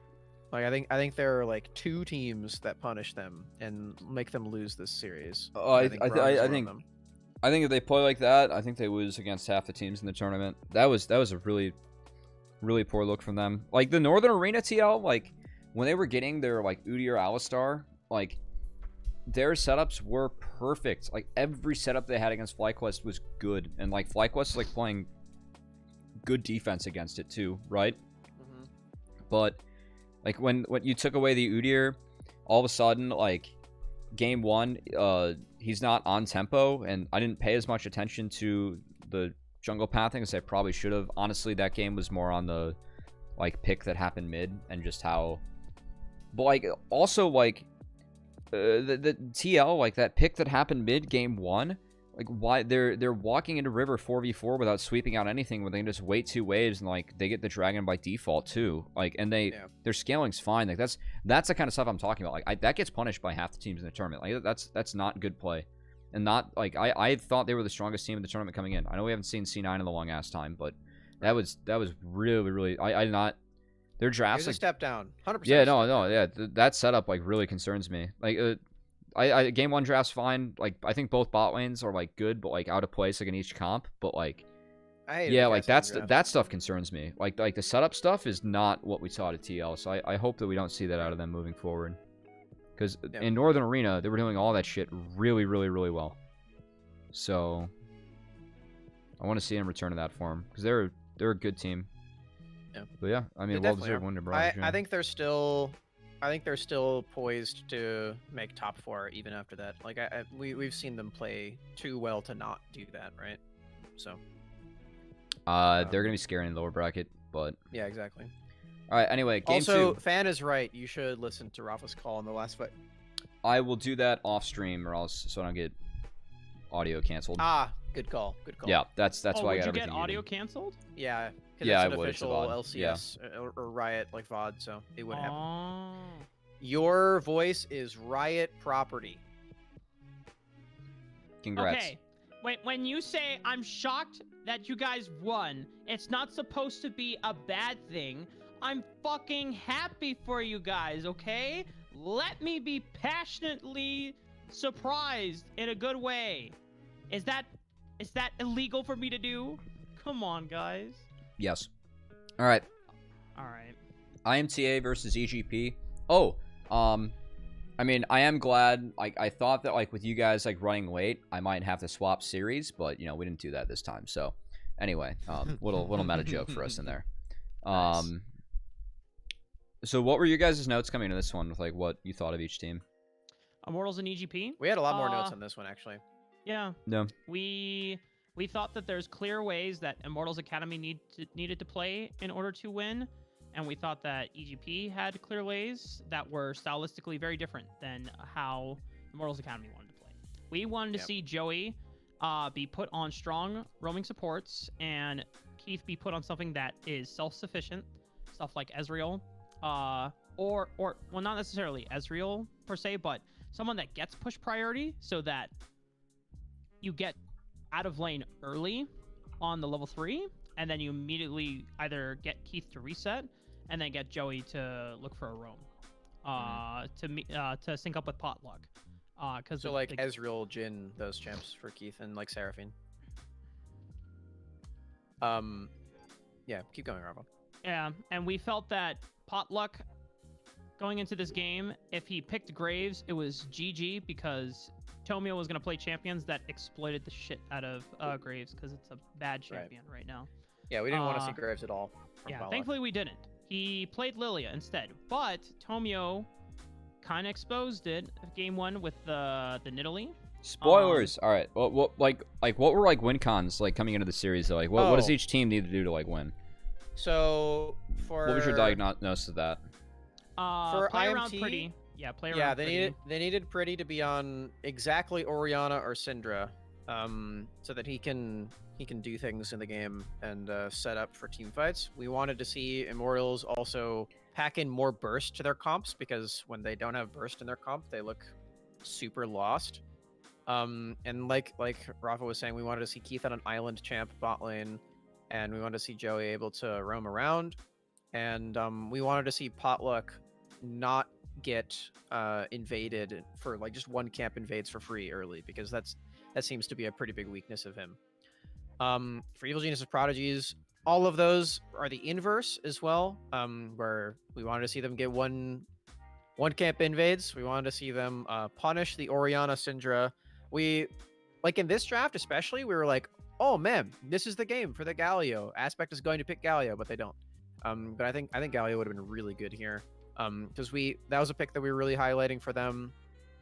We wanted to see Shiro on his strong team fighting champions, like the Kaisa and the Tristana. Both those were banned away, which I thought was really cool, or a cool way to change up this series. And he actually, they saved counterpick for him a lot, which was really neat. And for both teams, we wanted to see Thresh priority. Am I missing stuff, Rafa? Invest Hecarim resources. Udyr. Yeah. That was Invest resources into Shiro and Tomio. Potluck is because the fact that we highlighted that Potluck is susceptible to invades, and he is either it's because he's playing weaker junglers, or he has an affinity for weaker junglers in the meta right now, or if he's just for some reason just lets himself get invaded and doesn't communicate well to protect those invades. Tomio is someone who can run the floor over him. And if Hecarim and Udyr were not available, then we wanted Tomio on something aggressive. So hence enter the Nidalee. That's interesting. So like my notes for these guys, like I think that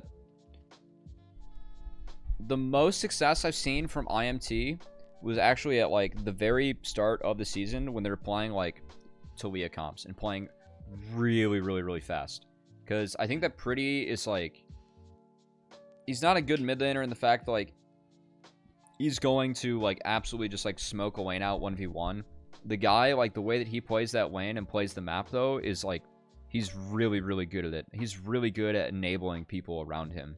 And so like my win con for these guys would have been, He is Orianna the champ. yeah, like my win con for these guys, like for IMT, was like get off to a quick start and don't let EGP execute their mid game, because I think that EGP's mid game in amateur was one of the best. In a team, in like a meta where no org, they still make the same mid game mistakes that we've been seeing out of them, but they get away with it because they have really, really good early games and great players and good leads, right? I think that EGP, if they get on the mid game and even footing, that like this team actually has an advantage over IMT's mid game, where I've seen them flub some of the early leads that they get. But usually IMT is like decent at securing early leads, so I'm really curious they went for a Son of Kench. Yeah. Once again, I didn't really like this lane for Heath Joey, really. once Yeah, again, 'cause I love this lane. It's so good. It's strong, but I didn't want to see it from Keith and Joey. Yeah, because this land locks Joey in this Yeah. lane and prevents him from doing what we thought are his primary strengths of getting off Yep. the map early. Right. Yeah, I like And- Joey roaming. I think Joey's been a really good roamer. Joey's roams are very good. Yeah. Exactly. Yeah. He has really early timers. It's really nice. Yeah. The games that we saw in Academy, even in the matches that they lost, he was always the first support off the Yeah, map. even in the lock-in games. We watched a lot of the lock-in games too, and he was doing it there. Yeah, when they it played was really against good. FlyQuest, like the LCS FlyQuest, he was off the map before Diamond. I don't know how much of a like that means. Yeah, it's if not a FlyQuest strong are- metric for Diamond, I'd say, but it's still really good that Joey's Yeah. doing it. Mm-hmm. Also, I gave this PR answer while we were on the stream. Pretty's champion pool is pretty limited to only mages. He looks really good on Orianna and Syndra, and he won a game on Echo too, where he looks strong. Here's the non-PR answer. This guy looks terrible when he's not on Orianna. His Lucian's Every fun. other champion? Oh, no. He had a Wait. good Lucian game in this series, but his Lucian is not very good. Wait. You're talking about Pretty? Yeah, I am talking about Pretty. You are one of the few people that hold a lower opinion of him. I've been hearing him hyped up quite a bit. I think that I think that he as a player is fine, but I don't think that this team functions if he's not on Orianna. Which makes my opinion of him lower. Have you seen his Seraphine? I've seen everyone's Seraphine. It's Okay. all the same. His is better. It's His is better. all identical, Cubby. You His is cannot better. convince me that someone has a good or a bad Seraphine. Okay, let's get into the game. We're spending too much time. But anyway, yeah. When think, we start getting into like who has a better Seraphine, that's when it's like, all right, we should probably move on. Yeah, exactly. it doesn't give does not give any value to this. Okay. at all. Okay, interesting. I would have had a APA, couple you different have win played cons, but Seraphine, so your Seraphine is a Seraphine. There you go. it's a Seraphine. It's the most LS thing I've ever heard Smack say, where champion execution doesn't matter based on the player, or at For least it shouldn't. Seraphine, At least yeah, it that's shouldn't. true. The other champions in the game, the other 155, yeah, it does matter. Is Seraphine, it really that many champs in the game now? yes. Oh, level 1 ward, man. See, like, this is the stuff that, like, kind of disappoints me when I watch. Like, IMT should understand, like, the windows that you can win this lane, and that is you have to win this early, level 1. And, like, that ward getting in there, they can defend this early game. They choose not to. You're gonna like God. this Varus build, by the way. Is it going Manamine? Or is You'll see. Is it I'm not gonna poke? spoil it at all. Okay. Yeah, I just get think a you'll get a like it. VGP to trade heavily with the angle. Lethal tempo trade coming in from Shiro too. It's really good Yep. play. I'll let on the cast. Playing around lethal tempo cooldown is really good in this lane. But also, like, you lose this lane level 1, like, you can get in and ward that early. Mm.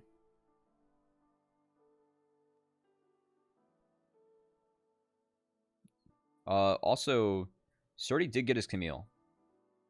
Yep. I can't remember the last time I've seen this guy on Camille.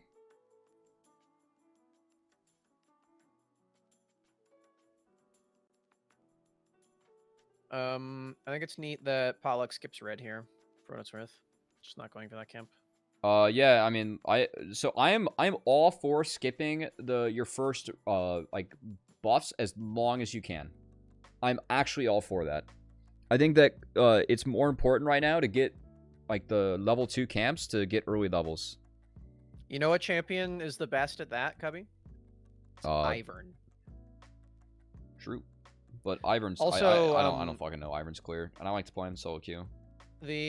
I'll tell you the reason later. But the reason that I liked that that he skipped red is because then I was like, oh yeah, that gives him scuttle timer, and then he goes back to red immediately. Pretty after that. not It's like, respect to map state. Oh yeah, this is you is got dumb. greedy, my friend. You're doing so well in lane, and the solo kill was just too juicy for you. Tell me I should have gifted that one over to Surdy, but it is what it is. Yeah, what are you gonna do? Tomio's the real carry. Yeah. But yeah, LPL aggression and NA, baby. like I was saying, I think Potluck skipping red is really smart if he doesn't just take it after Krugs for no reason, but he does. And I'm just like, oh, okay. It was close APA, but your jungler is taking red when Crab is spawning, and you know that Nid can 5 camp and be there. So like that, and also your Scion was under tower and Camille's MIA. And Also, so if it was you just can't actually do it. close, You just can't do if it. was And it actually doesn't close, matter. Aspect would have flashed, right? Yeah. And then you would have flashed after him as pretty. So, Yeah. I don't know. I mean, he's it, supposed like to melt it, bar, it was like 50 HP, but like he still goes down, right? Yeah. Yeah, she should have. Yeah, exactly. Yeah.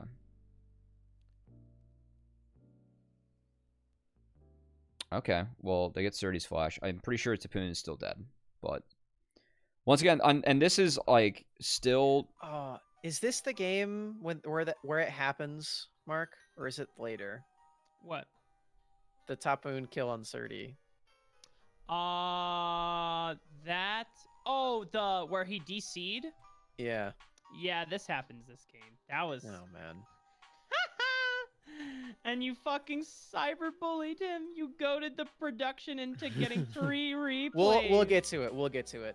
This play was actually pretty risky, because the wave is gigantic. Oh yeah, like, this was fucking like. Tomio was at 600 health, and Tapoon still hasn't hit him, and the wave is just bullying him so this hard. This was so Monka W from Tomio. I'm like, oh man, guys, either hard commit or please stop.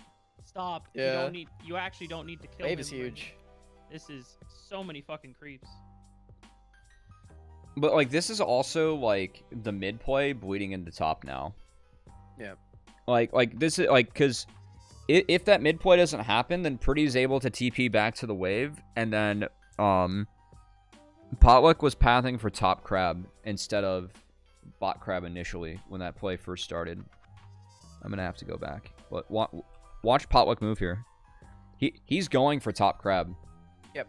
So like this breaks Scion's wave state, and because of this, like Tapoon just like gets screwed. So like this is like wow, this is like pretty greedy play from Pretty. Oh my god. I think that Pretty's Triumph, baby. situation works out. I'm gonna bring it up again. If Potluck skips red and goes straight for crab, by the way. No, I mean it also just works out if Pretty like crashes a wave instead of like. Instead of going for solo. Yeah, Aspect baited super hard there.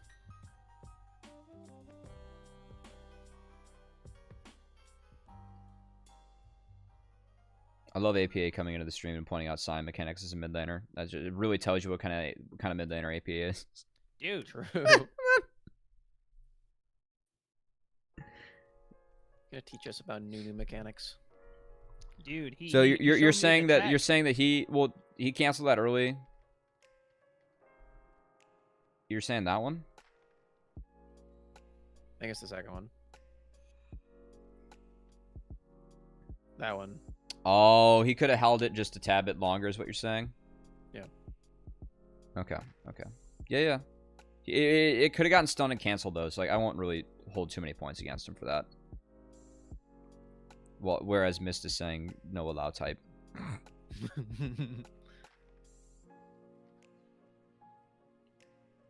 You lose on Cyan at game 5.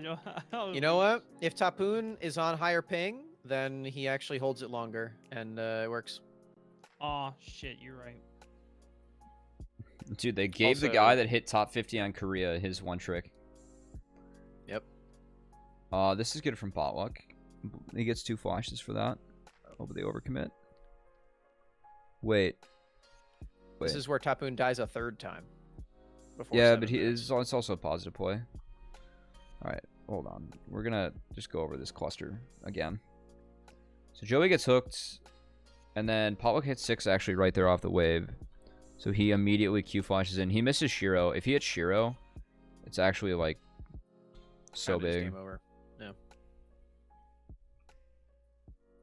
I don't know why EGP like keeps fighting this when there's a Kench right there. Actually, Joey missed the lick. He had a minion. But Tomio. It was bold from Tomio. yeah. Oh, Tomio, my Romeo. Pretty sure that's what we said on the cast too. We were like, Tomio kind of went really far for this. Yeah, Tapoon did as well, and he ends up going down. As Aspect is on the wrong side of the rift. Okay, he gets out.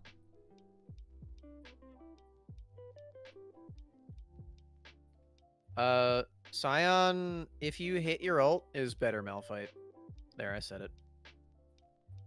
So it's because it's safer blind, but everyone's like really going on like the Scion Cho'Gath train, and I think that they're all just gonna get bodied by Viper. It's gonna be hilarious.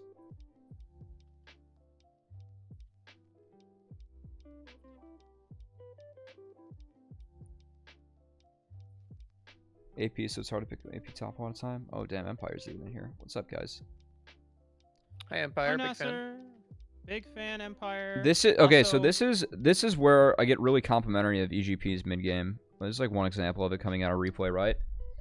So they bot reset for tempo, except Mist doesn't. He walks mid to try and get Herald on the 8-minute spawn, and Surdy has full control over the wave state. And so this is like when you can do Herald where you don't have to overcommit with too many people, right? Because the real secret for Herald, it's not whoever's bot lane rotates up first, it's whoever has top lane priority. So you have top lane priority, then you force their top laner to either miss 2 or 3 waves to contest or not. And EGP are going to take advantage of that with just like better recall timers. By the way, this is the 3rd team of an LCS org versus the 2nd team. And I know that like this is like game state dependent, right? And like they just had like a positive play, like they burned a lot, but still. Well, No, Cubby, like- this is Immortals, so this is actually their A team also. Jesus. That's just how Immortals functions, man. Anyway. They've done this for years. Anyway. Well, I mean, it is their A team because it's Academy, right? IMTA, so. Also, Anyway, I'm not gonna I made a just smack joke. hijack your I'm not gonna just hijack your stream the whole time and just to argue with Wolverine, but Scion is just a better version of Malphite. Scion is way better than Malphite in every single way. It's not even funny. Like you can actually clear This waves is in good from Scion, Potluck. and you don't run out of mana instantly. This is good from Potluck. He's using his bot lane priority, and then they get Claude. That's good. And he's prioritizing camps over the drag, which I like, while his bot lane holds it and they don't lose anything for it. This is a good play. Okay, nice answer. But I'd still much rather have the Herald, because now you can just funnel Surdy, right? He's about to catch that wave, and then they can 3... Tommy's going to go Krugs and then go top, right? To drop Herald.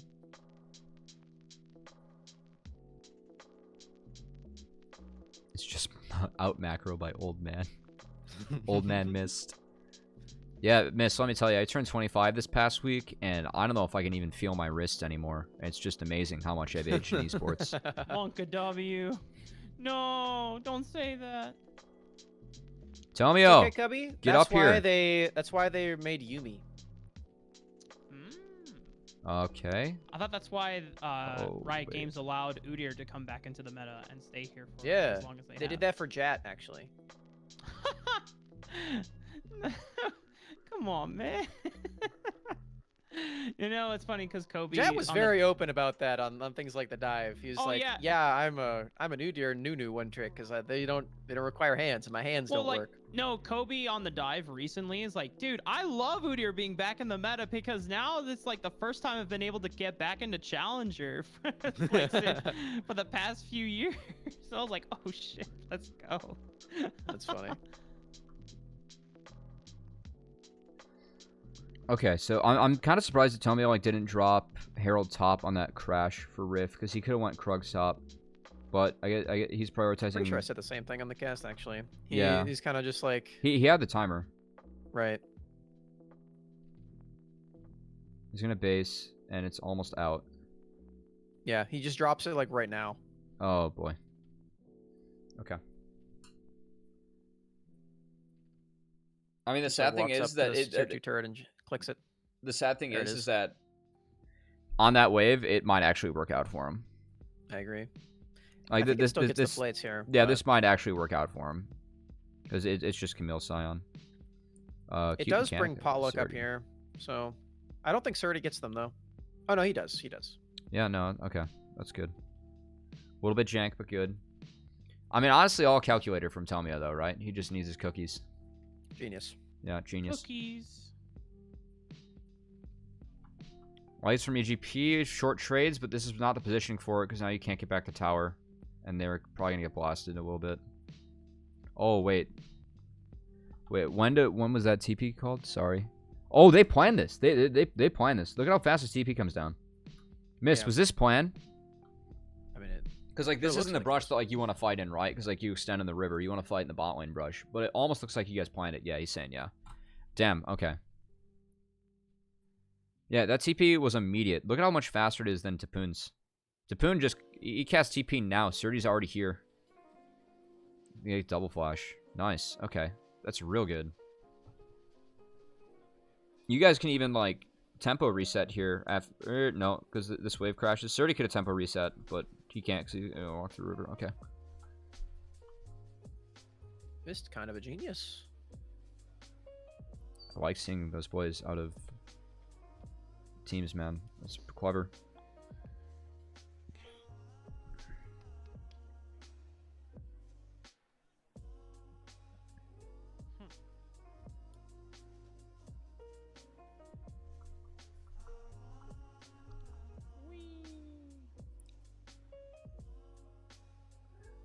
Okay, so they get Scion ult. And Surdy doesn't have TPs. They probably have to seed this, but they don't care that much. Oh Wait. yeah, this is where he DCs. Yeah. Oh, he DC'd. Yep. Oh, Pain. that adds up. We were wondering what happened, And then they we still saw win this later game? from- They do win the game. They're still winning, Cubby. I fucking love amateurs sometimes. Jesus. Hell yeah, man! Welcome to AM, baby. NA talent. Let's You- go. Oh yeah, and this You just okay, can't so write this shit. We're gonna say that, I- baby. I tell production, I was like, wouldn't it be so funny if we bullied Surdy and watched this again? I was like, Man. I'm trying to figure out what goes on in this play. I think I need to look at it again. And then they pull the replay a third time. They humored you. It's so funny. Man. Damn. Bullying jet pain. Hey, give Surdy my condolences, Mist. I'm sorry that I did him like this. Hey, you know but, what? Honestly, the For the cyberbullying content. is what fueled Jet to walk through the fucking front door and end the game. You're spoiling it. I mean, what? Cubby saw that part. Oh, did you? Yeah. I haven't seen any of these I games. guess it. See, Rafa That's fun. bullying a top prospect. All right, so True. they got Herald. They got a lot of tempo and got Herald. That's fine. So we haven't like really talked about like where or like when these teams want to fight. I think this is bad for EGP because I think that EGP for them, I would not want to deal with Senna as the game goes on. You get real range Yeah. issues, and they have a tool to deal with Camille, right? And they need to stop Drake stack. Yeah, and so if you're gonna fight, you want to do it now. That said, EGP they have the Camille win condition, right? So that's fine. They also have another win condition that you'll see later. Huh. I'm excited to see where this game goes. I feel like it's just gonna be a dumpster fire, just based on what you guys are telling me. It is. Excellent. It's awesome. I love it. By the way, we've never played this comp in scrims. Yeah, Ido was saying the same shit. It's a bit different. I do like the Camille Nidalee combo though for you guys. I was saying how it was a long ass time since I've seen Surdy get his Camille, Yeah. and you guys are kind of getting blood out. a little bit. But that's what This is happens when Senna just wins war of attrition, right? I know you guys were saying that like this is like for fun draft, but like how good is Galio mid here? I'm gonna keep asking that question for the end of time. For which team? For Aspect, just R5 Galio. R5 Galio? No. So sick. No. Why You not, could- Cubby? Because you already have cleanse on the Tom Kench, and then you just get bullied and you have no damage. Man, I just want Galio to be good. It fares well with Camille. He's still good if Alistar comes back as like blind pick, but he got nerfed. I actually don't know what Okay, support I mode is. get it. I get it. You don't have damage. I get it, chat. Okay. Thanks, guys. Hold on. I just want Galio to be So good. you guys decide to contest this one? Because you're gonna sack. Well, yeah, they have Drake's to stop top. Drake's deck. Well, they do. If you don't, you could seed one more, and their setup's bad, but they don't. This is actually a good fight though, because they've got Surdy. Surdy is spotted though. Yeah. Wait. Look at the shockwave though. Oh, look at Mist Hook.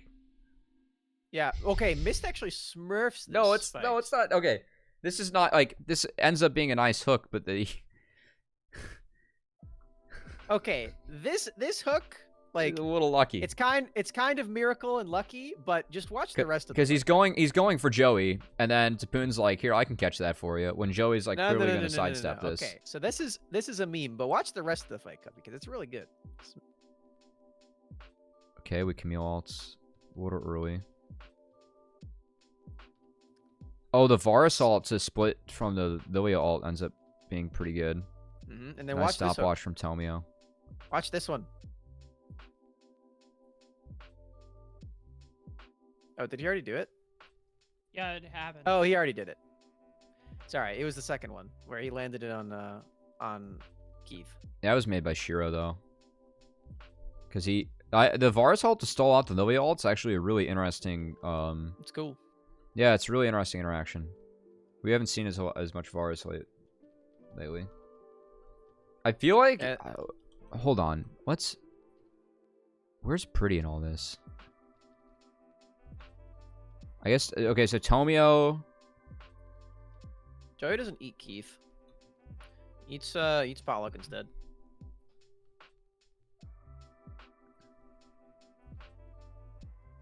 Oh...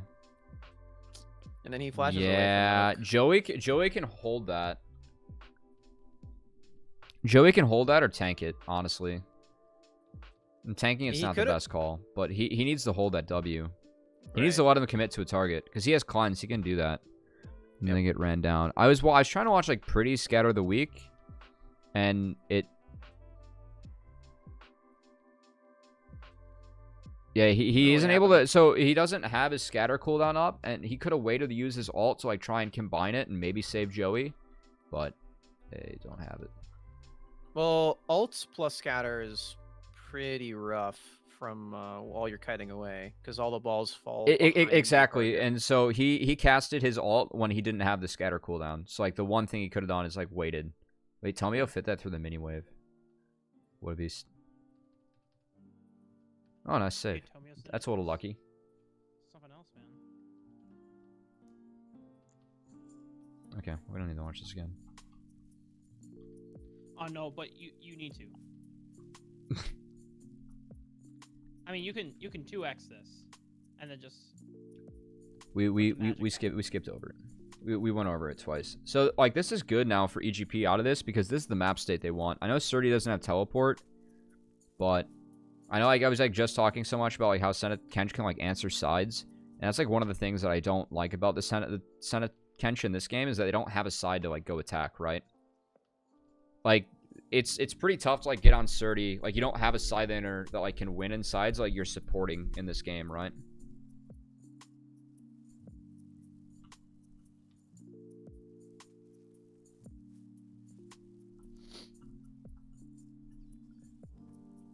Do you see it now, Cubby? See what? I do. I do there see it. is. You found it. Interesting. It gets better. Well, I can only assume what he goes next.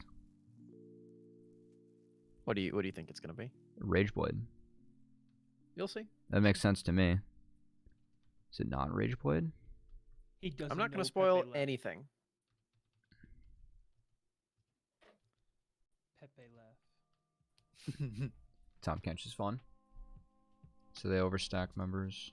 Tommy boy.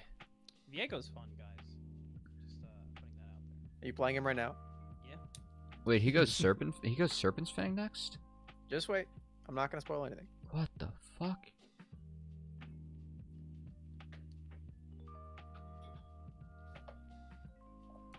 Yeah, I guess you got shields and heals from almost everyone. This is good from IMT. It's good from EGP to get here first too. They have to seed waves.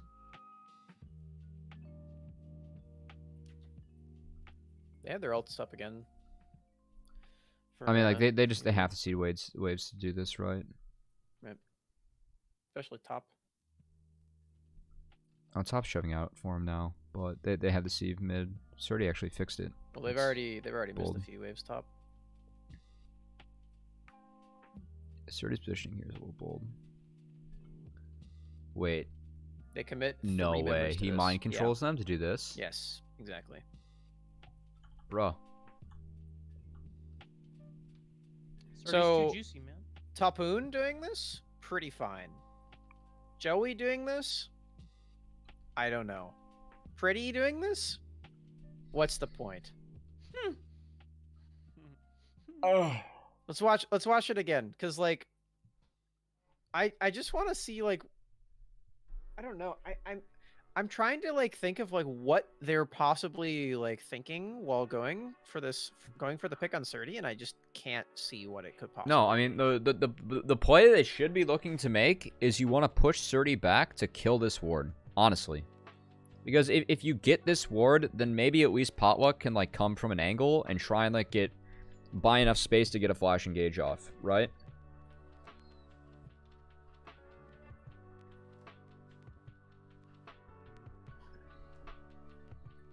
That plays pretty fine too, Morgan, but they just, like, half the team does that, and half the team does the other thing. I would have been fine for them to play for gold as well. Like, they didn't have any control over that area. It's really tough to walk into, like, Nidalee Ori. The thing is, like, no, they don't need to fight for this dragon, but, like, they can. I don't see what's stopping them from trying to get the dragon soul, you know? Well, I mean, what's Like, stopping it's a what's pretty stopping solid them win is... condition. I mean, what's stopping them is it's a bad setup.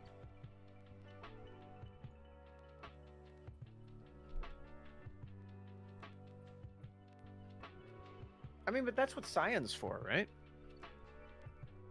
You just charge in. Ideally, And you want... have a Ideally, you want strong backline. with Potluck on Flash, you want Potluck to start it off so Scion gets free He ult. can get behind them here. He's on that ward, but if he goes the other way, Right, or they what- clear what out I'm that ward, then saying- it works. What I'm saying is that I X'd off on my stream. The play should be to push Surdy back to kill the ward that I X so that you can at least get an angle on him. Yeah. I think that's the play. And this one being up is a bit of a casualty as well. But, Right. I mean, like, the answer is just not what they go with. Yeah, no, they just Because like, commit 3 there's members to no one thing way and you're then- ever going to kill Surdy. And then No. because of this, you lose all your opportunity costs of, like, having just been in the mid lane in the first place. And then, oh my god. Yeah, I don't know why Surdy does this. He's just like the distraction at this point. I feel mean, like they already honestly, got the dragon though. honestly though, like that was actually like a kind of a sin from IMT splitting up like that. Oh, it was horrible. Yeah, Hellfight could absolutely, do it was it. horrible. They can't really fight Oh. through it without a Willia flank. Yeah, so, no, okay, I absolutely, wait. Morgan. Look at this, Cubby. Tell me how good this play is before you press play. What, the Baron? Yeah. You have Senna, Syndra. You don't do it. Yeah. Okay. No, yeah. You That's play for sides. precisely what they realize immediately. Okay. Do you see how much damage this comp has? I mean, It's like fucking it's abysmal. no, like Senna's fine. Like Senna gets to a state where like you just can't deal with her, right? And like Senna can just solely win you this game. Yeah, I mean, I guess if the game lasts 70 minutes, then that's true. But Well, I mean, like time is definitely their friend in this scenario. I don't think it's like a god awful comp from IMT. I Like- really don't like the lack of damage on this comp. I think it's fine. You have Senna, it's fine. I don't know, man. I think you're like really like ridiculously high on the amount of damage that this champion does. It's not as high as you're making it out to be. I mean, have you seen how fun this champion is to deal with? There's their engage. Oh, they missed it.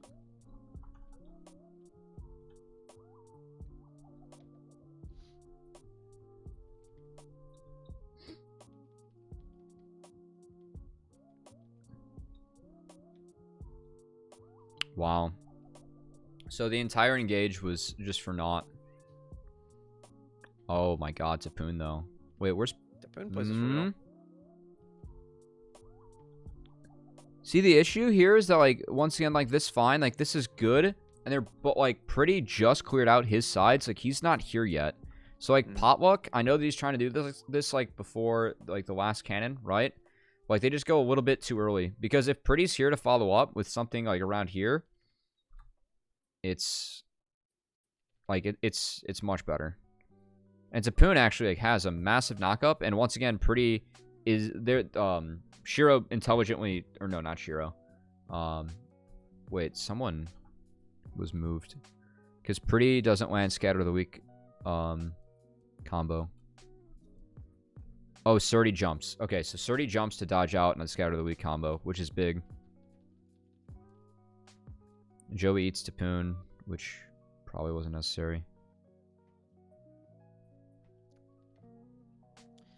Max, would you say that, without a spoiler, would you say that throughout the series, even though that they EGP focused Tapoon a lot, would you still agree that Tapoon was one of the better performing players in the games that they were losing?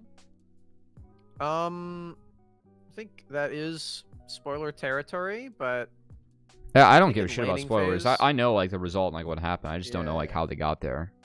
I think in laning phase that is 100% true. Yeah. I think he was the best player on their team for the first like 15 minutes of the game. Because there's just like moments where they focus so much and he's still finding solo kills on Surdy. I'm just like, what is happening? Like, is Surdy like miscalculating or overestimating his this is so ability bad. to go for these one-on-ones, or is Tapoon just a better player?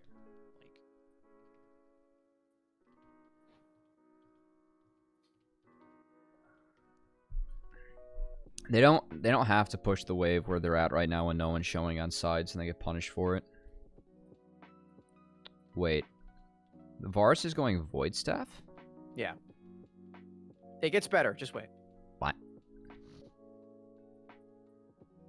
This is You cursed. have to see how much damage these arrows do. This It's is pretty cursed nuts. math. So they just pick Joey. That's nice. They get Potluck too.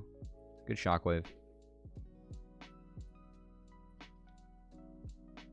Ah, they're just playing. IMT is just like not playing their comp out the way it should be played. Like they're not playing like. They're not controlling sides. They're not playing for vision. Like if you're able to actually find angles with Lilia, like the comp that you have is like, it's. I know it's low damage, but it's you can execute this fine. I just think it's kind of like a wait there and die comp. You know? No, Like if you don't do shit, then you have like Senna. you have. I know that, but Yeah. for the first 25 minutes, you just wait there and die. I think that Senna Kench like gets priority in most bot lanes. Like I they understand handshake that like this one, yeah. the 2v2 is fine, but like I don't know. I think when you're in like these mid game situations and you're fighting over like objective control, it just feels so bad to have comps like this where you don't have like any burst damage and you're trying to find a pick. I understand that like Senna as the game progresses becomes like completely monstrous and it's really difficult to deal with, but this is just not the kind of composition that I think is conducive to like winning really is conducive to just winning games that are played in the mid game, and I think that mid game is the most important Nothing aspect of the game in this tournament. Nothing I've seen so far, from IMT, I've been concerned about their comp. There are a lot more things I'd be concerned about that are going on. Like their setups are just like really not good. That's another double control ward. The 5 champions by themselves, I do think have that problem, but I don't think like I don't think it should be like this week. Like I think you're 100% right that they're not playing it out the way that they should be, but they didn't get to this spot playing this way, you know? The way that they won games was playing pretty Giga early with potluck. And having like strong I'm with you on that. Mid-game like burst options with pick. No, so, like, I'm with you on that. It doesn't make any sense that they're not playing to their identity, and like they're not playing this identity well. Yeah, and they keep trying this too, and I think it's really weird. They look at that hero, by the way. Yeah, I mean half of it was Tomio, but it's pretty nuts. Oh my. Yeah. 412. That's just the magic damage. What kind of curse math? Damage. Yeah, what kind of curse math are you guys doing over there at EG? The spreadsheets are too OP, man. It's a pretty crazy build, man. I loved this. But yeah, like, do you see what I'm saying? Like, it's not like this is a style that can't work. To me, it's a style that hasn't worked for IMT, and it's a style that isn't suited very well in a meta like this. That's super around mid-game brawls and picks, especially, where you're seeing jungle champions like Udyr and Hecarim and Olaf. If they land one thing on you or they click you one time, then you're just dead. I think if you watch Noorg play the same exact comp, you wouldn't be saying the same things. Because Noorg on is IMT. Yeah, like There's about no IMT. Fucking chance that Noorg would play this comp. The IMT comp? Yeah. Well, they wouldn't have the Scion, but they've used all like the rest of the pieces. Yeah. And Gnar like isn't even that like much of a strong side champ. They just make a strong side. Like their Senna Kench play, like I don't care about like IMT's comp because like their play's not good. I'm just concerned about like the gameplay at this point. Like the draft is what it is. Like I understand. We can agree and disagree with it. I guess you just need to see the rest of the series because they stopped drafting like this and they look way better. That's probably like my like. Yeah, I mean there's a lot of mistakes. Yeah, like there's a lot of mistakes with like how they're playing out the comp. I definitely like I agree with you that like they're playing this comp bad, but I really just don't think that this comp works in this meta. Like I don't know what team would play this. I mean, Noorg would play this with not Scion, and put Gnar as like the weakest side top laner that they play like stereotypically, and that's a good team for them. Okay, but that's still a change in part of the draft, right? Yeah, I mean like it is, but like that. What team plays this set of 5 champions, and you're like, oh yeah, this works? I don't think there is one. Solafide would have. That was the other one. I think this comp could work. I think we're just it's not like worth getting hung up on too much. Zeus would play the 5, yeah. Like it works. Like it's just being executed like really poorly. Like if it's executed well and it doesn't work, then like I'm happy to say it doesn't work. But we've seen it work like when executed well. It's just not being executed well, and that's like the big concern. And if they switch it up and like look better, then yeah, like they should. That'd be a good note going in. It's like we should not be playing like this.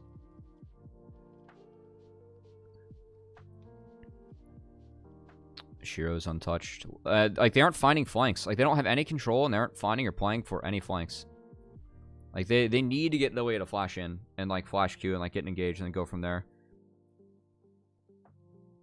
This is a pretty nice play. It's also just really greedy from EGP. Yeah, I remember. That was real good. Yeah. Ooh, pretty.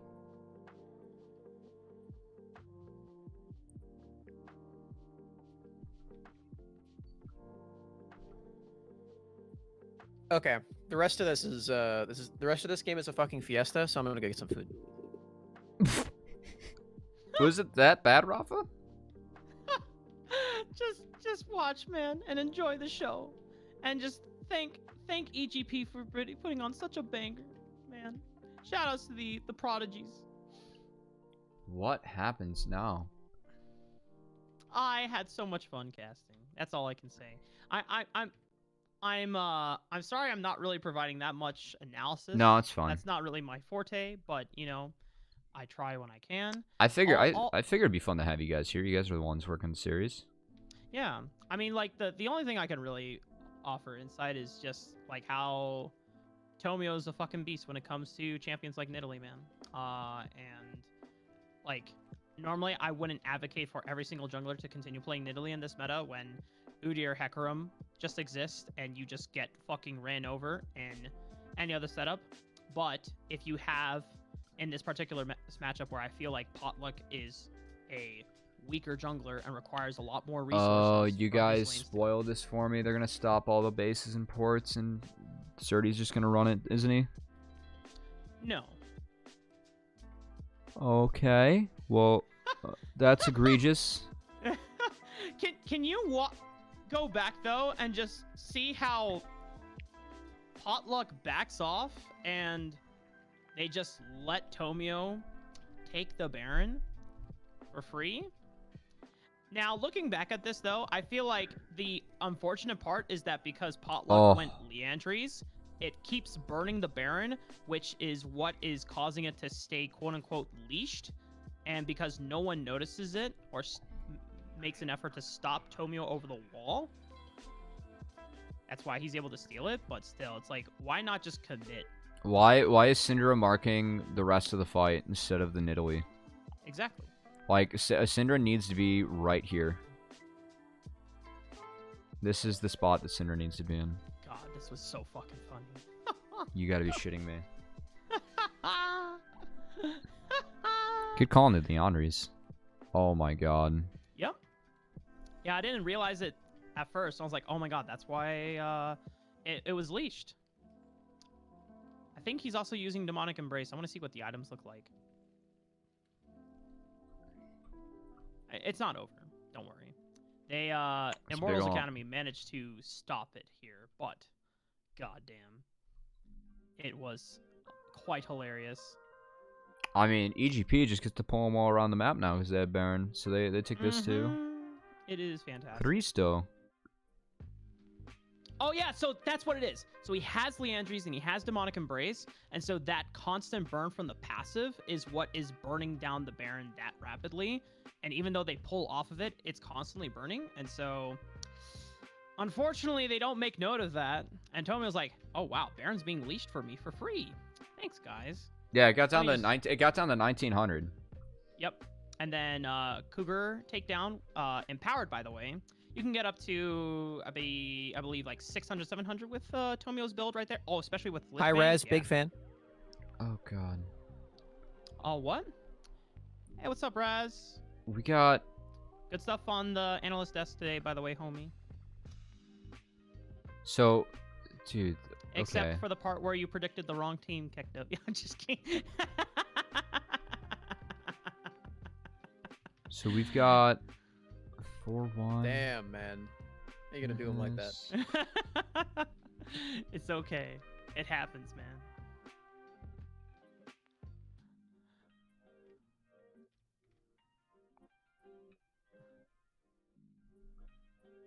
Whoa. What's going on in the other part of the screen? Where did Potluck flash ult? This was kind of a weird production choice, I will Hold say. on. It's like they kind of spoiled it because them just focusing on Surdy here Where's Potluck? and then pulling up the picture-in-picture is like, oh, I guess Surdy just ends it here. It would have been cool, like from an observing spectator, if you he if you flash switched ults back to this. Surdy. Yeah. Okay. So he wait. Wait. He missed the flash. He missed the flash. He missed the flash. He missed the flash. Oh, does he? Yeah. Watch this. Watch this. Watch this. I mean, okay. Let me watch. Oh, okay. Oh, there it is. This is white. This is white. So he flash ults the 2, but then they blast cone out. And then one has QSS and one goes golden through it. So it's another failed engage. Dude, they aren't finding flanks, man. You have to find flanks on this comp. They just like didn't play for any of like side vision. Well. Oh god. Mr. Samuelson, what can you do? I can put my face in my two palms and rub my forehead because that game left me a lot of questions. Holy shit. Well, I understand now why EGP wins the series off that. I wonder how IMT brings it back in this one. Dude, that was not like I know I was low on IMT, but Scion as the only forward engage with a lot of range people. Yeah, you have to find Lilia to flank and then flash ult, right? And then you can get Scion to like follow up and maybe get a kill. I know that everyone's saying like it's low damage, like yeah, it's like a little bit low damage, but you can execute that comp if you're able to control waves and like control like your side vision, right? But they weren't able to. Okay, this is a much better look. I guess I go as here. They had no front line, they had the burst to deal with it. Yeah. Yeah, exactly. Also, like, Senna. Senna didn't go Rage Boy that game. I know they nerfed it, but can we skip game 2? Oh, boy. That bad. Well, okay, hang on. No. That's not fair. I'm because that's the unbiased. game We must watch. Well, yeah, that's biased. Come on, Empire. This you game got- will have another point where I will stop talking and we'll just watch. By the way, I'll tell you exactly when it happens. Flex. Yo, Empire. Even under the live will not be hashtag live flexed. evil brand, you must be humble in your victories or gracious in victory and humble in defeat, brother. The Xayah pick's real good here. I know, Indeed. man. I Zai is would've- really strong in this game. I would have banned that out instead. I mean, it's easy to say now, but I would have probably flip-flopped the two. Hmm. That's okay though. Rod is kind of useless by himself.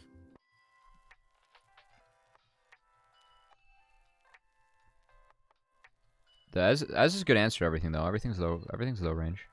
So once again, it's just gonna be on potluck on. But I like the combo a little bit better of like Lily and Gnar because you do have a little bit like more terrain and you aren't. Gnar can be if he has flash, he can be like initial engage, right? So should have banned Xayah over Khan, yeah. Xayah just feels so good in these into these 3 melees, right? And Leona's a Joey special, and I know that people have forgotten about Leona. I'm still on the Leona train. I don't like her in a rel, but it's good. I think it's still a good pick.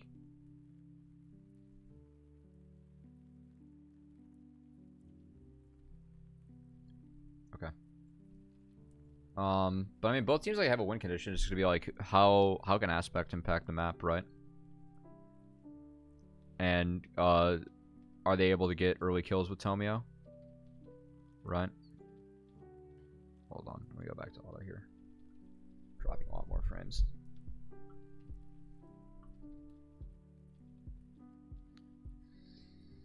Alright, do we level 1 setup correct? Yep. While we're on this level 1, random thought. Do you think that by the time It's a much Gwen better level comes 1 out, setup.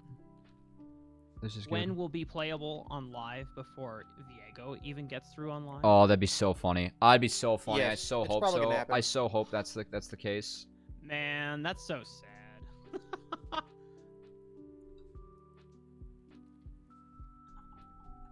Sorry.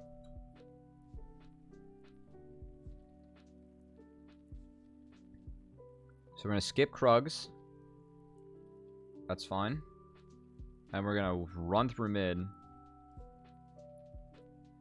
Leech XP. Q that. And do this. It's a good call from OPTSM fam. They're This probably is- releasing the same patch. This is bold. But I kind of love it. Like, look at how... Oh, it's just so disgusting. Look at poor Tobio, dude. He just No, got... it's not. This He's is just robbed how in plain Lilia sight. works. I know, but he just gets robbed in plain sight. Yep. You can't Oh do my you can't God. do shit about this. It's just Lilia things. Yeah. And he's like, oh, they didn't see her exit? Interesting. So he actually loses a little bit extra tempo, too. So the one thing that I know, like, I like the fact, obviously, like, Potluck, he just, like, literally highway robbery to camp. But this is a dangerous situation crab-wise, right? Because now you have to have pretty commit the TP. Surdy's a baller.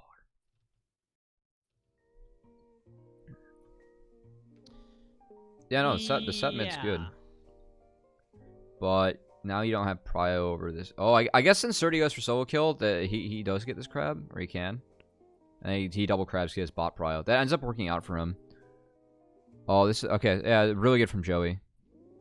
Yeah, see, like this is what I was expecting out of like IMT, right? Like you want Joey roams, and you like they're able to blow up the game early and not let EGP get on even footing, because I like EGP's mid game a lot. Mark, I have a question for you. What's up, homie? On first Lilia clear, as Nidalee, Yeah.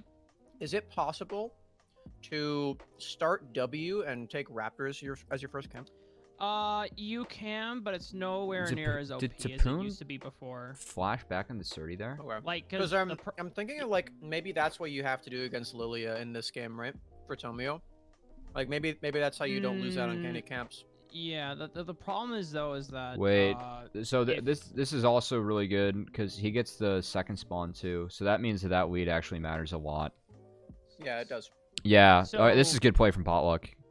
So doing W starts max is not as good because when they nerfed Nidalee back in season 6, one of the biggest things was that they reduced the empowered pounce or the pounce reset cooldown from like 1.5 seconds to like 3 seconds, which is a significant change. And that's what made that Raptor start so healthy for Nidalee. If you try to do it now, it's like okay, but it's Dude, that You that don't- shit was so broken. You remember when those Yeah. used to stun the crab? yeah. Hunting. Oh, yeah, just marking them the, in general? Yeah, epic. Yeah, the was big so OP. monsters or the crabs. It would just stun them. Yeah. That was busted. But that was also Mm-hmm. before crab was like an integral part Oh. of the jungler's path. So I think EGP they showed their hand a little bit too early on this because ideally Yeah, you want they definitely did. yeah Mist just like isn't here yet, right?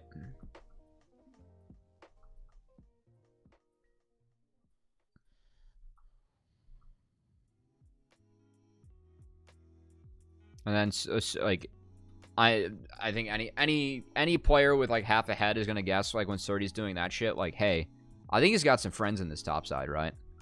So Potluck shows this is good. They drop pink, then all Mist is here. And then this is just not chained correctly, so they can't chain it for the kill. A little bit of an oops.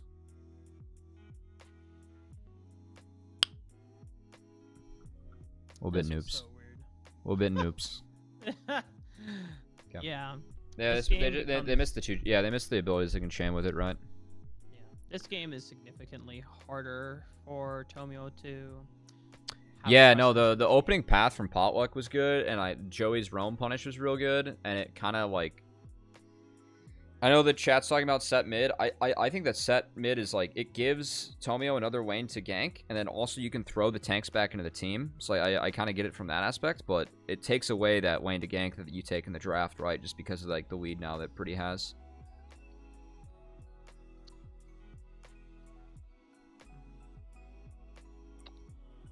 It is very sage. Oh, Shiro goes deep. Because the Good way flash. like my theory Really good or play by Shiro. my philosophy on Nidalee into Lilia matchup is you can't contest this Raptor bullshit that she gets to do early on, right? But your goal is you need to be able to draft a stronger mid laner that is able to contest for priority levels 1 through 3, so that if you see Lilia just trying to cross mid, you start red buff and you like needs to start red so that your level 2 can actually fight Lilia onwards. So that you start red and you just go to Raptors, and then if she comes into your face, you just start auto attacking her and you slow her, and so you just force her away from Raptors. And hopefully your mid is able to back you up. Like, I know that you win the trade in Mega, but, like, your jungler is on the opposite side of the map, and your bot lane just reset, and by that happening, like... Oh. Oh, that was unfortunate. No, it's- Tomio does not land the spear off of this play because because he throws it wrong. Yeah. He anticipated the face breaker pulling him farther, and You can Vision also is wait for ult. pathetic. Joyous could roam timing or two. Yep. It's also fair. Yep. Really good answer. This is where Tomio loses his mind. I could see that happening in comms. Knowing the good old Tomio. You just hear him go, ah!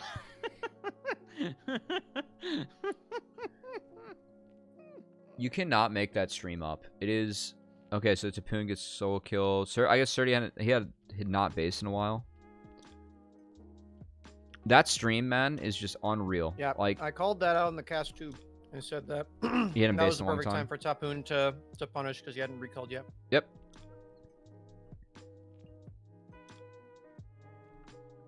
Way different comp compared to a stream. I mean, we had him on our podcast, and he was very calm. But the stream is the funniest thing I've ever... Like, it actually is my favorite League content. Like, you have Blabber and Armeo in there 24/7 just egging this, like, really talented 17-year-old on who just has, like, these hilarious reactions. It's so funny. Oh, my God. Okay. Well, they get CP out of it for nothing, and they still catch the wave. He has the funniest stream in it. It's seriously, it's unreal. Yeah. We'll rate a stream it after. Yeah, we'll give Tomio the love. Okay, this is good defense from EGP. Getting back on topic. Shiro gets the crash a wave, right? And IMT. I mean, the thing about this game is, like, I know that EGP, like, goes for, like, more early game here, right, with the set. But IMT, like, still, like, I know EGP has been caught with their pants down a couple times. But, like, they still are contesting, like, these early plays I was worried about. I might eat my words here soon, but we'll see. Because, like, this is the win con, like, I have for, like, EGP. Because I feel like they make good mid-game decisions. And right now, like, they prevented that play on the top side. They just got Shiro free, like, a couple free waves of golden XP, right? Surdy gets the TP out and, like, trades 1-for-1. That's, yeah. It is at this point where I start talking about how EGP have this secondary win condition that has gone, like, super untouched in the game, and that's just Shiro popping off later on Ezreal. Yeah, no, And- no one on this comp can deal with Ezreal, right? Yeah, it's really, really strong, and I think the words that I used were, like, it's a sleight of hand act that EGP are pulling off, where all this flashy shit is happening in front of your eyes, but it's actually Ezreal, who's going to be really big later. I was wrong, but I think I was right in the moment. I don't think you end. No, you're right. The Ezreal is, like, a nice, like, 5th pick, right? Yeah, Well, it's really good here. Mr. Cubby. Mhm. I would love to. Actually, well, I would like to ask either Shiro or the rest of the coaching staff what the theory crafting was behind his build this game. Shiro's? It's neat. I'll say that. Shiro's again. Yes. Shiro been hitting the Excel sheets pretty hard. He's starting to learn some of that in his high school. We shall see. Yeah, we shall see. I mean, so far everything is doing a standard.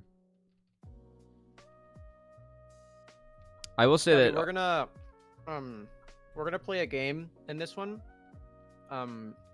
Also, unfortunate hop there. Pretty sad. We're gonna play a game later, and I'll tell you Surdy. exactly. Yeah, he walked directly into it. Oh, I'll tell you exactly when it starts, and it's gonna be fun. okay.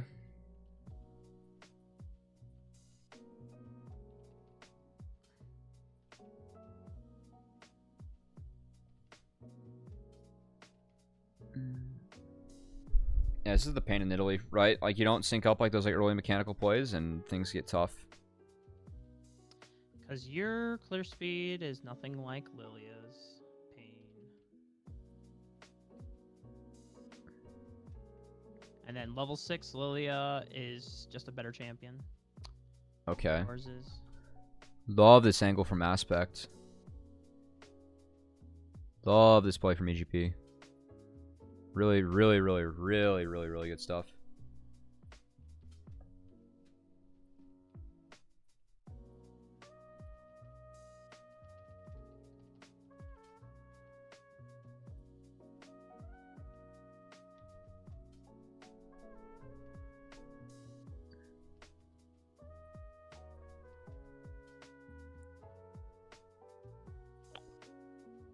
Oh? Well, this gets weird. So they just need to execute on this like now. Like even like if he like dashes out or like whatever, right? Like they needed to go before Joey went there, but that's too deep. They just need to they need to either go or get out.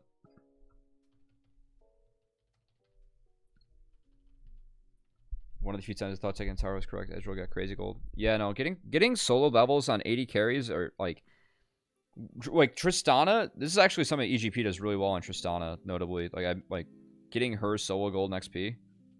It's so OP on Tristana because like you get extra range from her levels too, and just accelerating Trist like with those resets, it's stupid. She scales way too hard. This is one of the teams where they would let Herald swaps happen to them when they had Tristana, so that they just get played spot the whole time. Yep.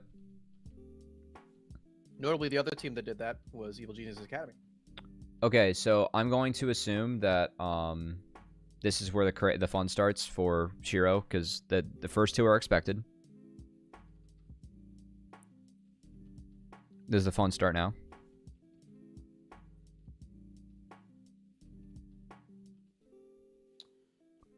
Okay. Yes. You guys are being I'm so crunching, quiet. but yes. Yeah. Sorry, I am eating some food. I'm just my face looks like Pepe laugh right now. Okay, can aspects find anyone? Nice. Oh, this was something. The game is going to begin after this fight. After this fight's done, by the way. Does EGP just get really split up in terrain? Tomio can't get in to execute anyone. Oh no, Shiro. Well played by Keith. Wait, missed his back, baby. Oh. Oh. And Miss is dead.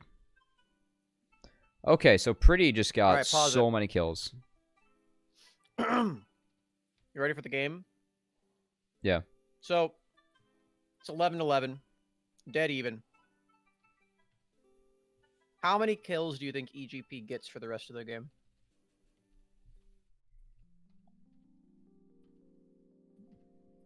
One. Is that your locking in? Yeah. Locking in with one? Yeah, I'll log in All with right. one. We'll see. We'll see if you're right. Just because it's so...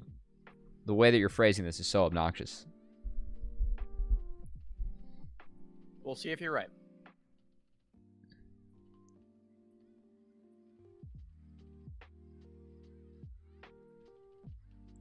Okay, so they run through. Get me out, get me out, get me out, get me out. I've seen this. Okay, how do we get... See, I love replays, but when we go with VoD reviews... Like, where's the map at? So Dragon spawning, IMT is snuck in here. Zaya's mid, Nar's top with TP, Megadar. There's no TP on Sturdy, no TP on... Alright, this is good for IMT. They've probably... Oh, they dodged out on that? Dude, who's observing? This is OP as shit. That's a really good observer grab, because now Tomio's dead as shit. Goodbye.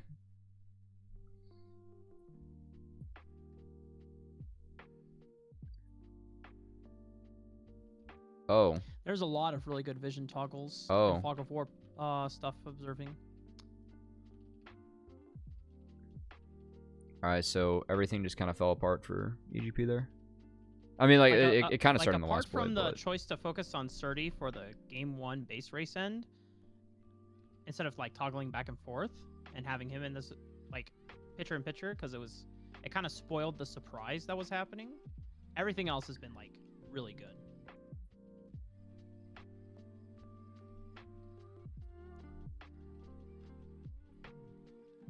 How'd this happen? He just get Mega in time? Oh, he got Mega in time. Okay. This, Tapoon solo killing Surdy there.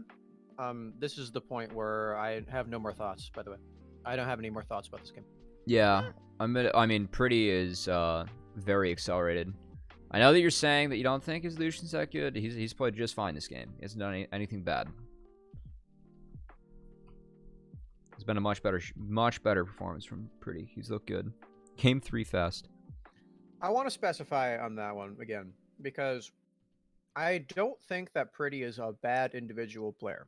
And I don't think that his Lucian is bad individually. I think that him playing Lucian on this team is typically a bad sign because of the way that they play the game and the way that they have gotten wins up until this point. Okay. This is the Okay. first time that he's actually won on this champion. Huh. So I think. Do you have I that stat don't pulled for think that broadcast? Pretty... Yes. Let's go, Smacks. I don't think that Pretty is bad, and I don't think that he is a weak mid laner. I think that he has been forced into a champion puddle because of the way that this team plays. So I want to specify that. I don't think Pretty's bad. All right, so Tomio and Surdy just kind of start going boom. That's what I picked up with this game. As they say, they start losing their minds. It's a big ult from Aspect.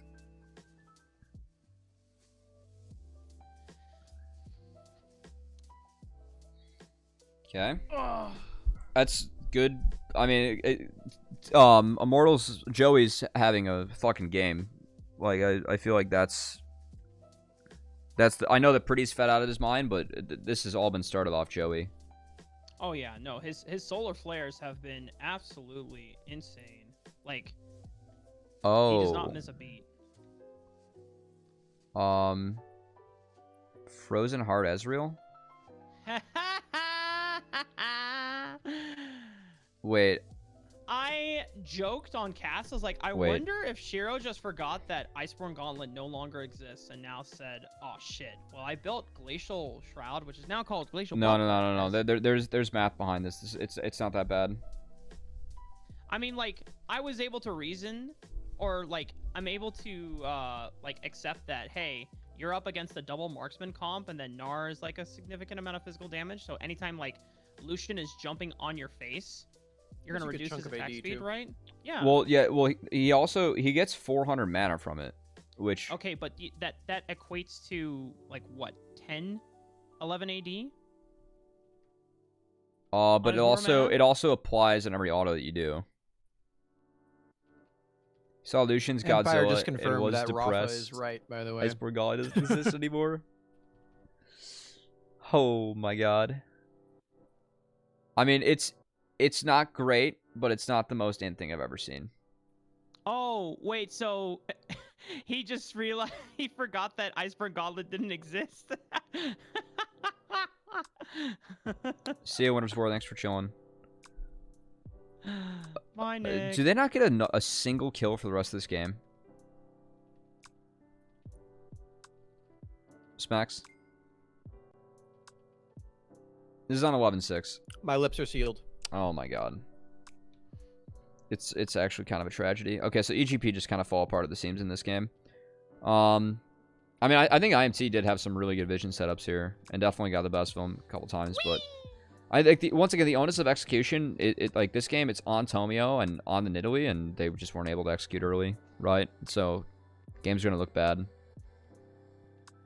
I think the Wolverine suggestion here that he could pretty sit good. on Glacial Buckler, it's pretty solid. Yeah, no, that's pretty good. It's a pretty good component. It's not bad for mages, by the way.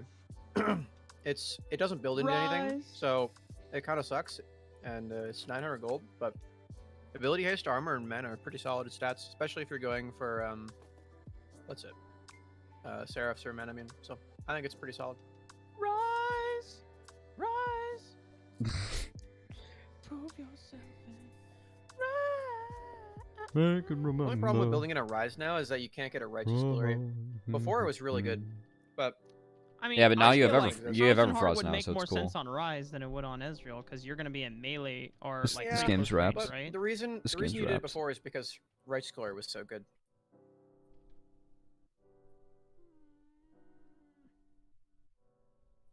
I still feel like you could build Frozen Heart though in this meta. Like I don't think it would be bad. Like if you're going up against a AD heavy comp, you go what? Everfrost, Seraphs, and then just rush Frozen Heart and then maybe Zonia's. Tomio entering this game forced me to draft Exodia game 3. Yeah, a couple of those You could get spears Zonia's were first. off. Zonia's is just way better. Dude, this reminds me of a fucking stage game that we played. It was a Midwest campus clash when I was coaching Miami with Hatham. and we gave our jungler Nidalee game 2 or no game 3, like 1-1 with RMU back when they like had mini Bestias, so they're like still okay. And every Nidalee spear he threw in the first 7 minutes just like fucking whiffed, and it wasn't a bad whiff. It was like it wasn't like a near miss. They were like terrible whiffs. It was so bad.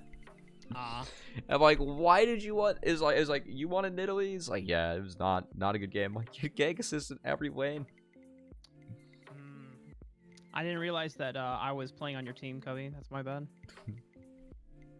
We draft together. No, I'm not involved in any drafts.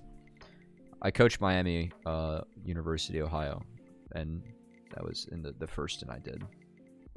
Back when I was a student. Good old senior year. And we lost.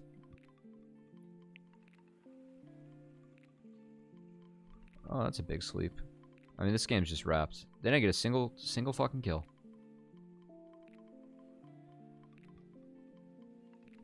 Yo, Nash's Tooth Nidalee is the future, man. You heard it here.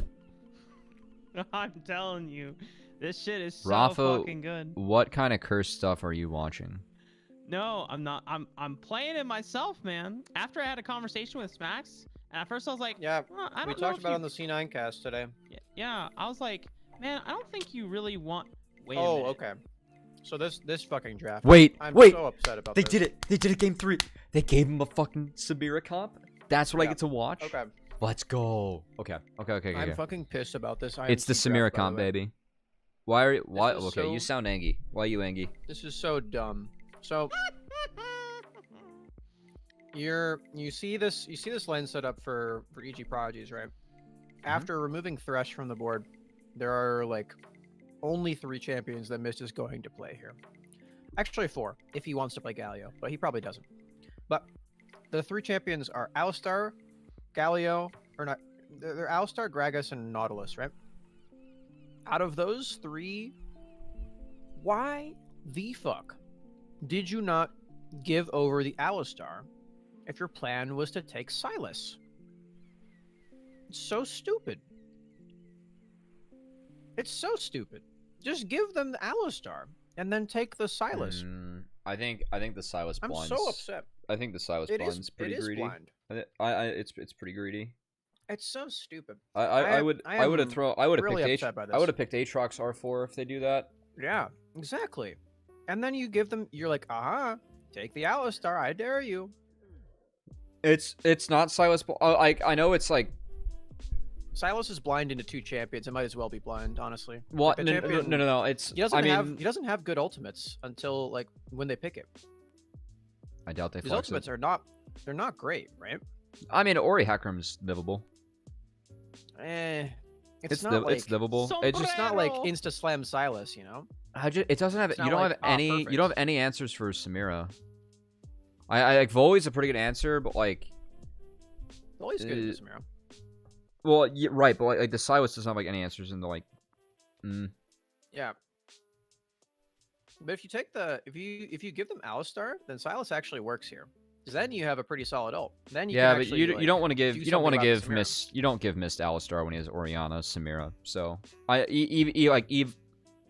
you don't give I up don't know, Alistar man. there. That's I know that like they're like gonna take Silas, but like that's you gotta bet like that's his best champion, and he already has Orianna ball, and he's paired up with Samira. Like you don't give it away. The other idea the that I best had counter is to that Rel. the other idea that I had was that they send Volibear top. They take the Echo, and then they have like some sort of I don't know what they do in the jungle actually, to be completely honest. But then you have a semi competent 1-3-1 setup, and then you have Kai'Sa Rel, so like you can access that better. I'm just I thought not that was I'm not completely fine too. I'm not a fan of 4 melees into Hecarim, Renekton, and Ori.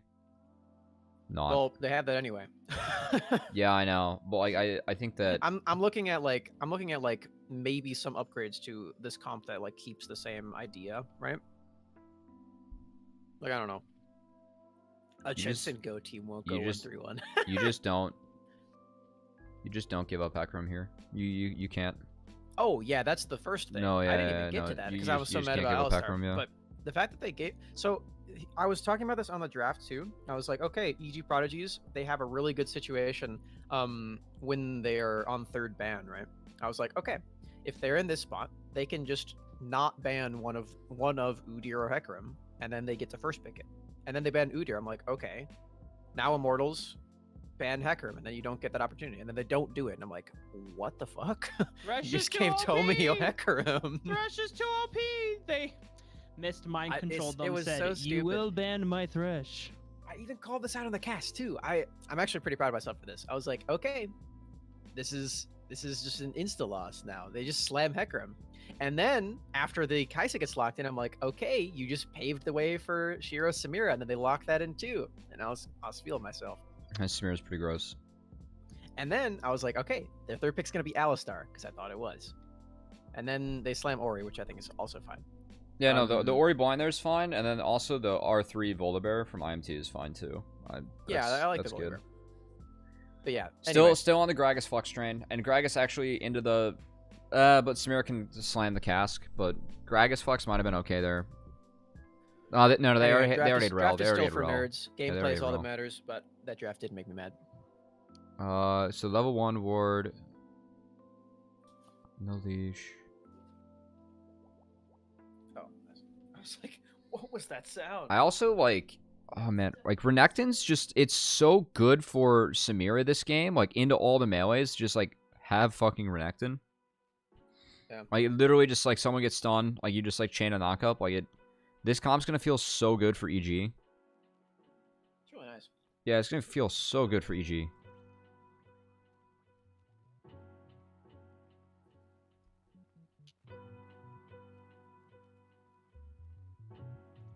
God damn, this Nastra's tooth nearly is Dude, it's so amazing how slow these junglers clear compared to Morgana on PvE. I mean, just pathetic. Oh. Morgana would tried already Darius be in mid right now. jungle on PvE today. That's actually Wait, did you disgusting. see that my jungler, or like my sub jungler, went into PvE and soloed Dragon level 1 as Darius with W? Or like with Q? Who's your sub jungler? His name's Jake Rossi. He's like one of the best studios on the server, actually, which is pretty funny. He's a one trick, but okay. Yeah. Yeah, he went to PvE and I'm soloed. gonna put my food away right back. He's solo Dragon as Darius level 1. All right, so Hex got to go to bot or top crab because he doesn't have priority there. And then Void's gonna walk. Okay, so he gets tempo recall, but Hecarim can just keep on clearing, so he's fine. Oh wait.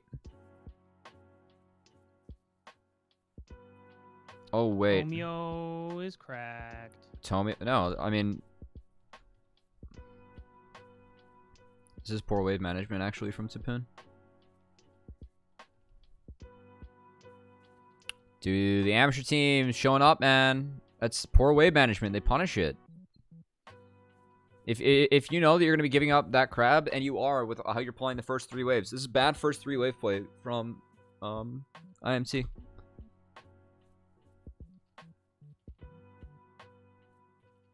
Yeah, see you, man. Thanks for tuning in, guys. If you guys have to go, you gotta go. But I always appreciate seeing you guys hang out. Yeah, that's not good first 3 wave play coming out, right? Because like that wave shoving out when they're going for the bot crab, and he knows that like Hecarim can handshake. And so like you should be able to like manage your wave where it's not shoving out at that point on the Aatrox. And he doesn't. And he gets punished for it real bad. This is good from EG. And I like that Tomio he sees this play. It's really good.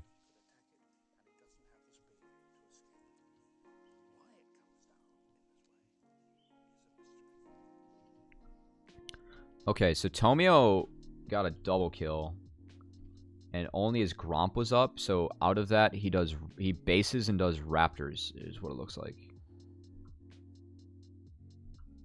So he's on even footing with the bear.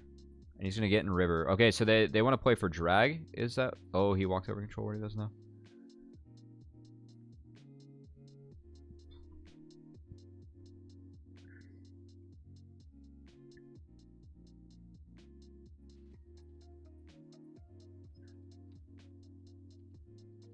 Dude, he's so fat actually. Oh my god. It's just a Shiro diff. Dun dun dun dun dun dun dun dun dun dun dun dun dun dun. Oopsie from Keith too. He overcommitted, so he had the flash over the wall. Nice bait from Shiro, but yeah. So they get caught in the river, and that's like Tomio. See, but like that shouldn't happen though, because watch this. Tomio is walking over a red control ward right now, right? Yeah. This is why I had IMT in C tier. So like they know, like they're trying to collapse on this.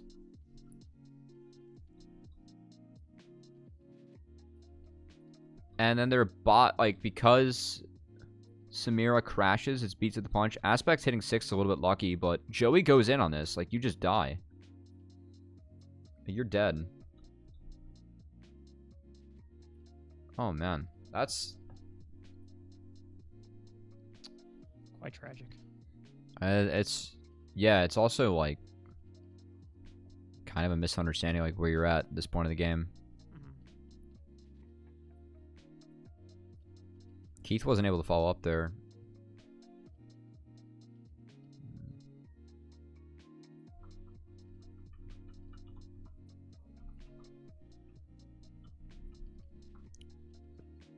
Oh my god. I didn't see how we got here out of replay. So, full reset. No OBJ's taken. Hecarim took... Hecarim's in Voldibear's top side. Having a good time, man. Aspect's pretty far up for this, but he knows he has backup coming. He's got no flash. Really nice dredge line on Potluck. Potluck needs to either like buffer that and alt it and they go, or if not, then they call off the play. So that's good. A good answer from EGP. Shiro's here too, which is kind of funky, but it works out because they're just gonna group shove now. And guess what? Tomio got away with the taking the red, and now he's dead. Good shit. All right, they get Potluck's flash too. This is the Good confidence that I was talking about for like the jungle matchup in this series, where if Tomio is on one of these really strong champions, that he can get away with taking these like one camp invades, and it's really strong against Potluck because he's been struggling with that a little bit. Watch Shiro's W, guys. Yeah, the win wall is super sick. I called that one out on the cast too. I missed that. Super good. Okay. They didn't know that Hecarim was in their top side. At least they might have. I didn't see with the replay, so I'm not sure if Tapoon is having an oopsie with his waves or if that's just like good play from Tomio. Tomio's doing real well though in this jungle matchup.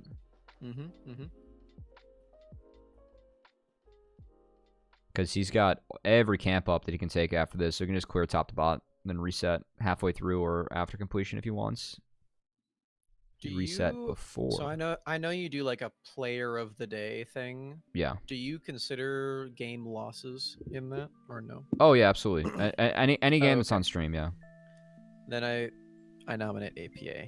If it was only wins, then I think it's Tomio easy, but I nominate APA for that then. Yeah, we'll see. I like don't even remember that series. Also Shiro. Shiro is worth I give honorable mentions as well. Oh my god, Yeah. he did it. He did it. It's one of The them. kid's nuts. So like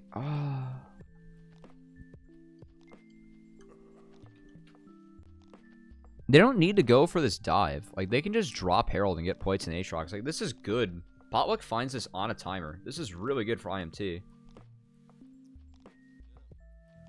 Like they could just drop points here and call it a day, or like play the wave or like play the tower, and they try and force this Surdy positions well. Recta's just so hard to dive. I don't know why they even. Well, they rushed it too. Like they didn't like they could have played the wave, right? Or like they could have like played wave, taken a plate, and then dropped Herald and taken like another 2. Instead, the Herald just doesn't so drop, weird. right? Now the good thing is that Tomio's on Dragon, and so Pollock does clean up the side of the jungle, which is nice.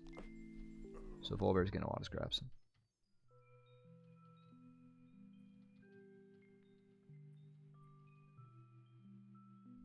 Good setup from EG.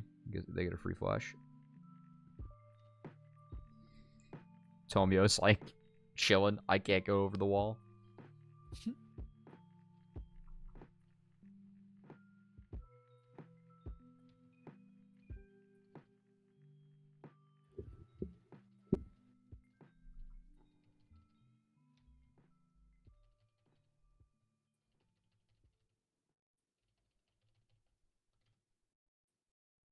Man. They do it again. The Yeah. Bash Brothers at it again. Yeah, pretty sure he gets to like 1-7 later. They don't stop anytime soon. I mean, it's good, man. He's not managing his waves right. Like, Also, like he's just this game is just so good to have. like he's stun he's clicker on your pulling it, team. right? Like he This is this opting the into kind pulling of the comp wave. that I'm talking about, by the way.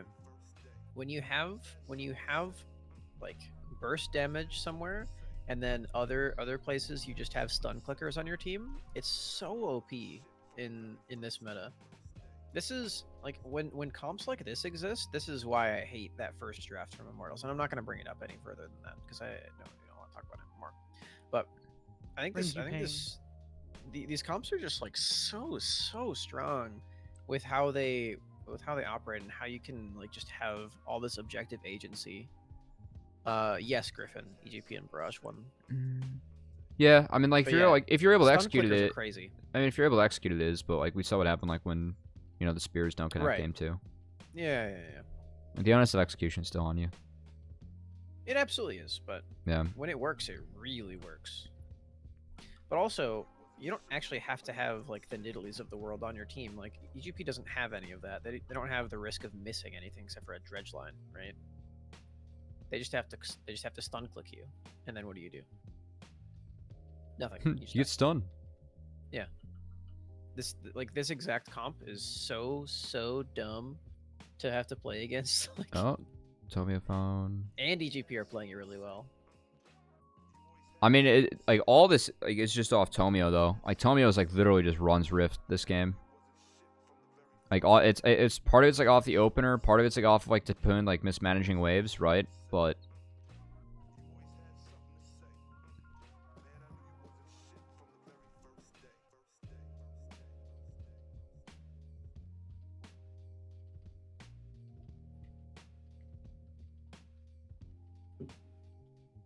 that said, Tapoon has, even though he's been just murked by Hecarim the entire game, he is actually found a couple winning trade angles in there.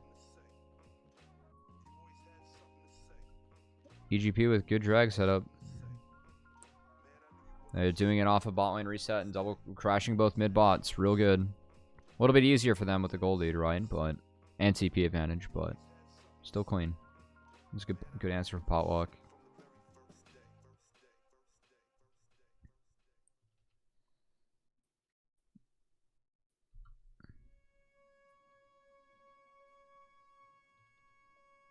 Oh.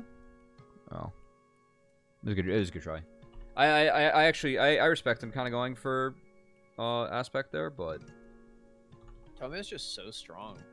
yeah, no, yeah. I mean, Tomio just ran the Rift. Yeah. He also plays this fight really well. His ult is really well placed.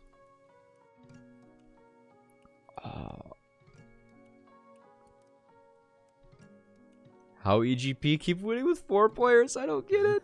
Missed. 8 sets of hands and 1 brain. EGP. Damn. I'm Not joking. even giving Mist a foot pedal. I'm joking.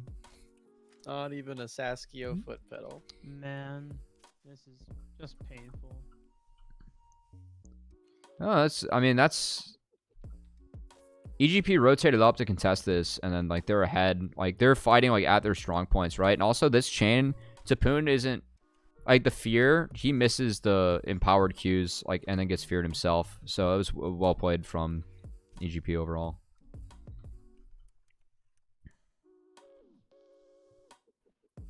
Playing good. Yeah, no, missed your roam timers this game were very, very, very good. The answer mid, Very, very, very good.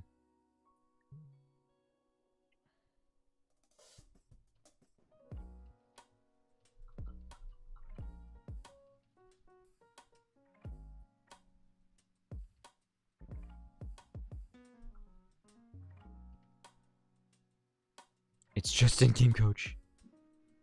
Holy shit, dude. Phase Rush is so fun. The only thing they could have done better there is they doubled up on the CC from Pretty Z and Joey Z. If they don't double up on that, I think Aspect goes down. But and they get punished pretty big for it. Does the kid do it? Oh my god. Kid. I don't even know if he needed a shield. That would have been close, but in-game coach diff.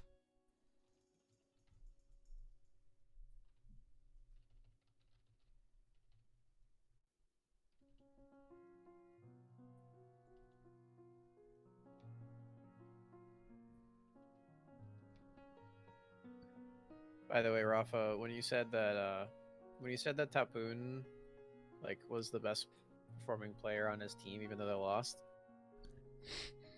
hey, I think you were forgetting about this one. Okay, so his wave management was terrible, but there are still times where he's still like having the edge over Surdy. So like, I don't know what that says though. Like, if that doesn't. Yeah. Part of it's Like, matchup, part of it's not respecting the map. And so, like, he's trading, like, the other players don't exist when, like, Surdy does. That's something Surdy's actually very good at. Like, Surdy's very, very smart. But I if you were saying that, I mean, I thought game 2, he looked A-okay. Yeah, he did. I'm mostly just memeing him. Yeah, no, like, because I truly want to understand, though, like, when Surdy gets a lead on Aurelia versus the Gnar matchup, like, that matchup should be done, right? And then... Yeah, like, he ran it into a turret twice. And, like, traded 1-for-1. And there was, like, help sent up his way. So that was, like, part team, part on him. But, yeah. No, I think it's been a tough game for Pretty. Right, I just want to be, like, correct or, like, Yeah. fair in my assessment of, right, like, is Tapoon, like, good enough that he understands when Surdy makes an egregious mistake, he's just punishing it, or is Tapoon just better than Surdy? I mean, you can have, like your own opinion on it too, right? Like him playing like jungler in there. I mean, sometimes that pays off quite a bit, right? But I think the first 3 wave setup from Immortals was not good. I fully expect these teams at this level to like have a very good idea of how they want to play out first 3 waves and how they want to get their first crabs and how they want to use their first TPs like in order to do so. And when IMT messes that up in both games 1 and 3, that doesn't give me like a lot of hope, right? When EGP is the team that should be messing it up, they're the ones that got it right.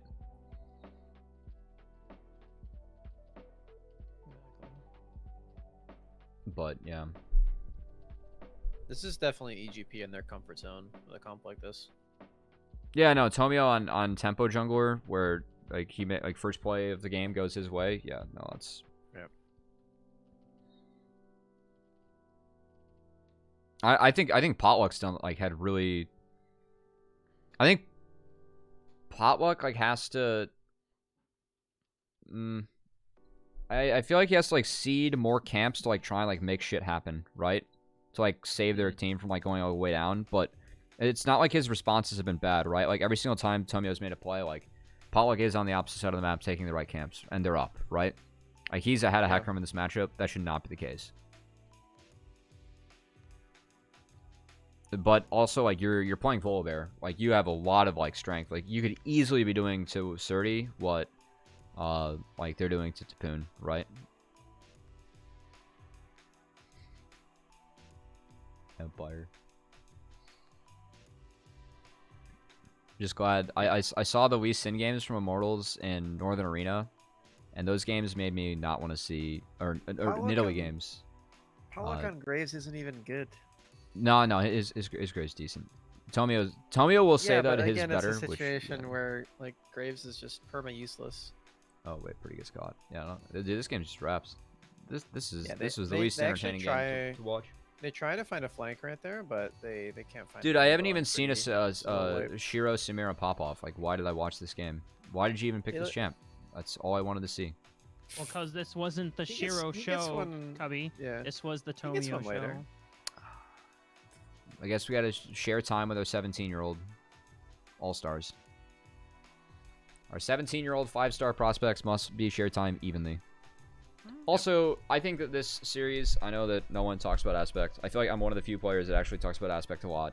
I think the Aspect is fucking criminally underrated on this roster. And I think he proves, once again, this game, he is, like, his Orianna is just, it's so solid. Like, he plays all the pockets right. Like, the guy just does his fucking job. He's such a solid player. He does to this team what Copy did to 100 Next last year. Yeah, really but important Copy piece. wasn't... Copy had more variance. He had better highs, but he had more variance. Yeah. I know exactly what I'm getting on Aspect, and that's all this team needs. What playstyle is Aspect? Define him as a player. Dude, this guy can literally play any playstyle and just play lane out just A-okay and be useful. And in amateur, that's actually crazy that you have a player like that. That's the crazy part of EGP. Like, Surdy can play like both like weekend topside. Like he actually is like very intelligent. Like Aspect can, like, we saw him play set. They didn't win. He's been on Orianna duty a lot recently. But like we've also seen him play like Aurelia Silas. Like it's. Are you watching, Cubby? Oh yeah. Yes. There we go. Thank you. I didn't want you to miss it. Copies more Xeno than Aspect. Last year though, Galio was like really strong. He was playing a lot of Galio Zoe. It was real good. Who'd you guys interview afterwards? Tomio. Tomio. Oh, you should watch the interview. Just You Oh yeah, I'll It's- do it it's after. pretty I'll do it after. Yeah. I am. I gotta watch. blind Okay, by so I have to screen now. watch I'm Rafa's. blinded by the lights. No, I can sleep. Did you guys do that in the interview? No. We sang that didn't song, sing. yeah. Oh, I guess we did. I don't remember. No, we apparently. talked about Pikachu. Oh. Day 5 is 4/6. Okay, I'll take care of that after. We need players. We need players of the game. What honorable mentions? Let's get the candidates down first. Who's Can you give us our pixels on this? cool? Please. You want more can't- pixels? Yes. Yeah, give us I, our pixels, please. I can't read. I can barely make out honorable You're stealing mentions. Cubby's brand. Cubby's the one Brand? you can't read. Yeah, Oh. mm. How's that? there we go. Perfect. Thank Thank you. you.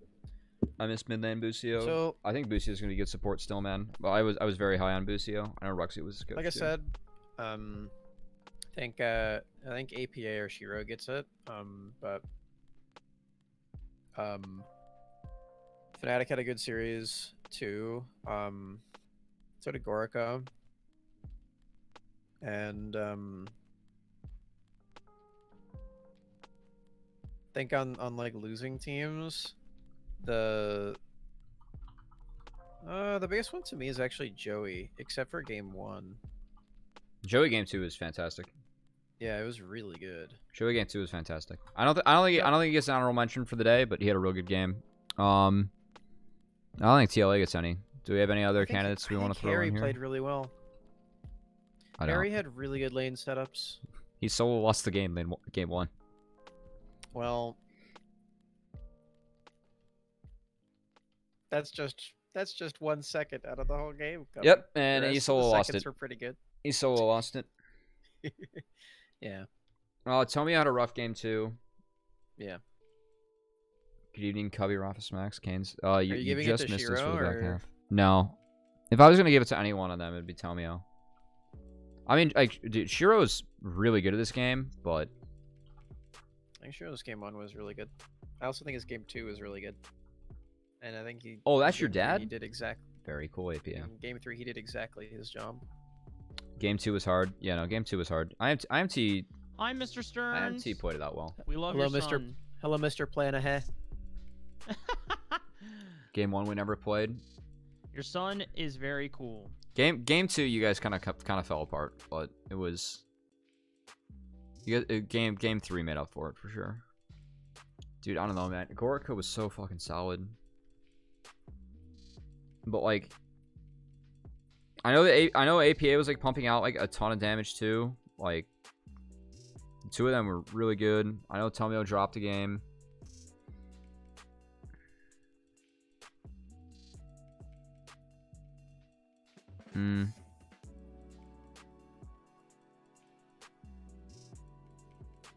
I think Fnatic deserves to be on there too, by the way. Oh yeah, Fnatic played out of his mind. I also think Armeo was pretty good too. Nope. Hell no. Except for that one fight. I know you didn't like that one fight. I'm not. I didn't see anyone. I saw if anyone gets a shout out on losing teams today, it's Joey. But I think Goric was player of the day today. And honestly, so far we've got a player from one role every single day.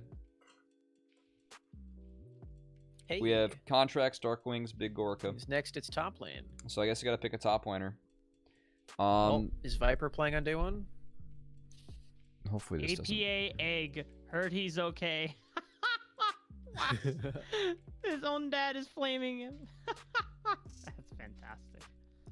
Okay, so help me with this bracket you know here, their family. ladies and gentlemen. So Monday we have C9 versus Zeus. Banger incoming. Darshan versus Alorum, baby.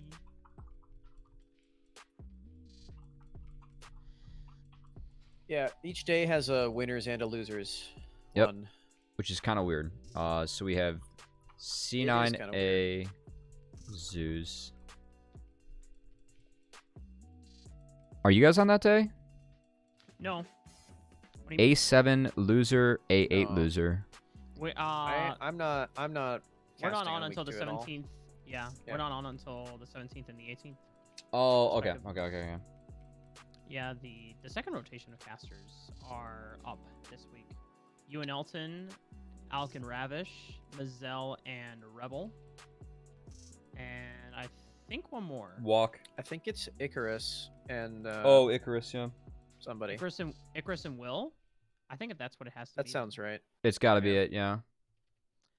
Wow, wait. Is Will going to be colored then? No, For that? Will's play-by-play. Icarus is color caster. Icarus might come on a day of this, actually, yeah. Nice. Yeah, yeah, I'll start reaching out to other guests that like want to come on. If you do want to come on, if you're a player or coach, if you are a Fill your player or caster coach, quota. I would love to have you on. It was fun. It was fun to get Smax and Rafa in here because I missed the series completely and they were casting it, and also they're some of my favorite people to work with, so always fun to get them on. Aw. We get the boys stream. Wholesome. The Cup Desk reunion. So Yeah, dude, let's this do predictions and then wait. I'll go to sleep.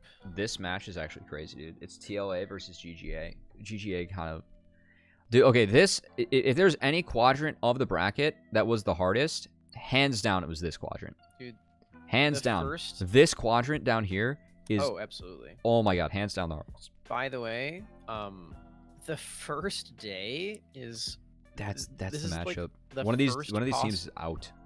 the first possible matchup for the losers bracket. There's already going to be an academy team eliminated before an amateur team. Well, dude, look, if you look at the initial bracket, which by the way, I predicted 6 for 8 with 4 scores perfect for the series, not too bad. Nice. But the only you just start interviewing the parents. That's a good idea. amateur versus academy, right? Digmig lost. Weren't surprised about that. Yeah. Zoos, pure amateur team, by the way, won. I say pure because like they're not backed by LCS org, right? Wildcard Gaming Dig, that was the closest best of 3 out of all of them we've seen so far. And both teams actually played pretty decent. Dig showed a lot more than Immortal showed. And I think the Wildcard can actually beat Immortals from what I saw today. Wildcard's got to, I think Immortals, they got to clean up some stuff. But that might be a good match. Yeah. The matchup's gonna be really good.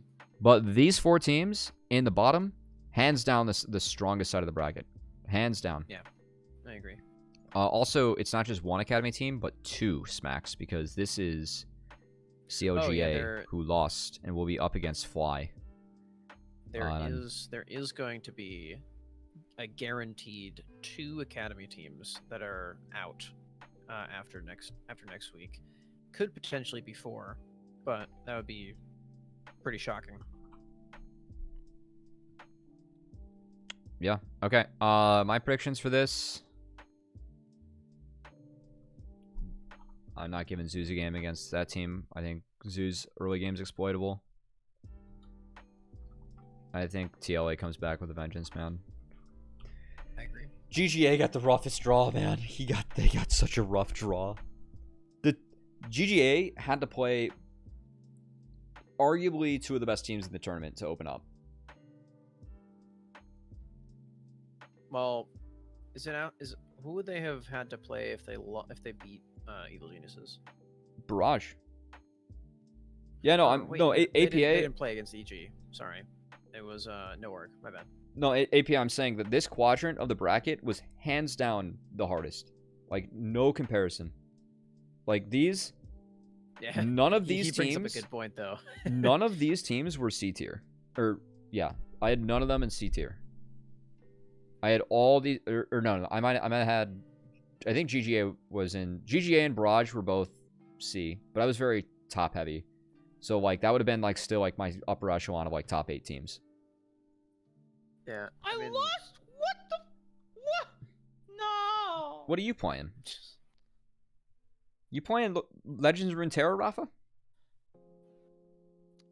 Yeah. Man. That's fine. Rafa's just been piss chilling the call. Can't play Nashor's Nidalee and Legends of Runeterra yet. No. Well. Yeah.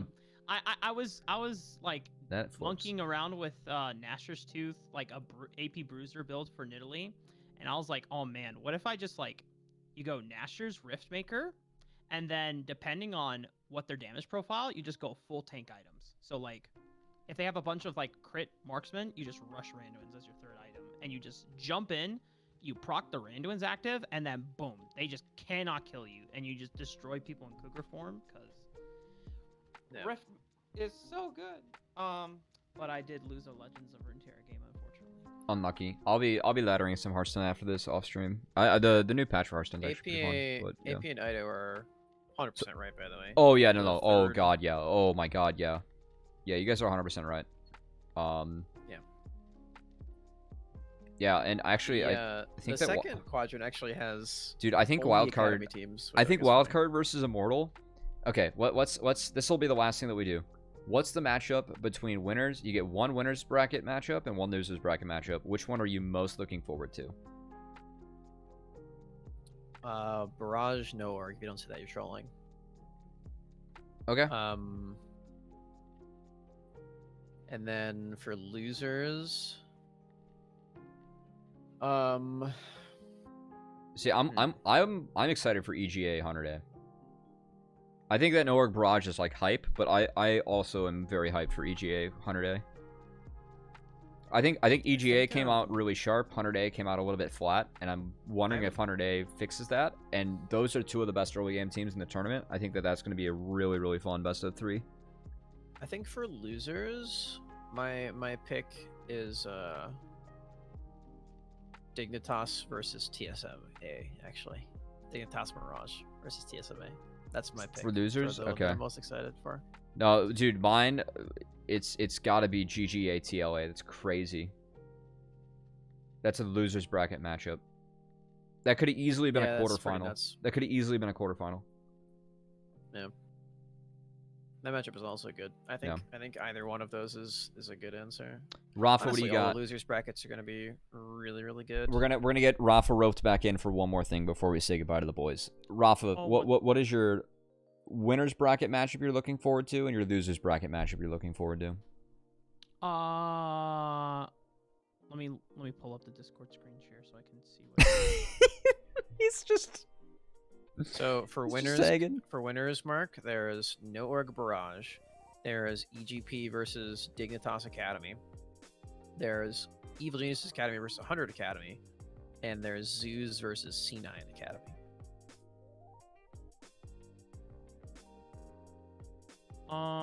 So what is my matchup to watch? Like, I think is gonna be super for competitive. winners.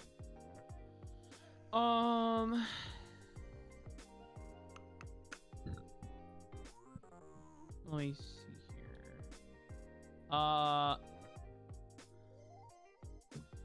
Yeah, I think C9 Academy should be able to 2-0 Zeus pretty easily. There could be a game where Zeus make it close, but like I think a lot of their advantages are going to be negated by Cloud9. Darshan looked really good in their series. I mean, dude, he picked 2 brutal counter picks, and Schernfire won in the Rift in the first 5 minutes. They drafted exactly for that to happen. That was Darshan winning was the Schernfire diff. Yeah. I think, I think in terms of Academy on Academy, I think 100 Thieves Academy and the EG Academy matchup are most exciting. That's like super exciting because EG Academy are now in form. But TLGGA are in the lower bracket, man. That's a fucking matchup. Okay, but that's lower bracket. That's not upper That's bracket. true. I know, but that's got to be the matchup of the week. Sure. But you asked me what is the hypest upper bracket. Yeah, it's true. It's true. I think I'm gonna do a tie on this one because I think the hypest Academy on Academy is definitely. Well, that's the only Academy on Academy. Never mind. Fuck.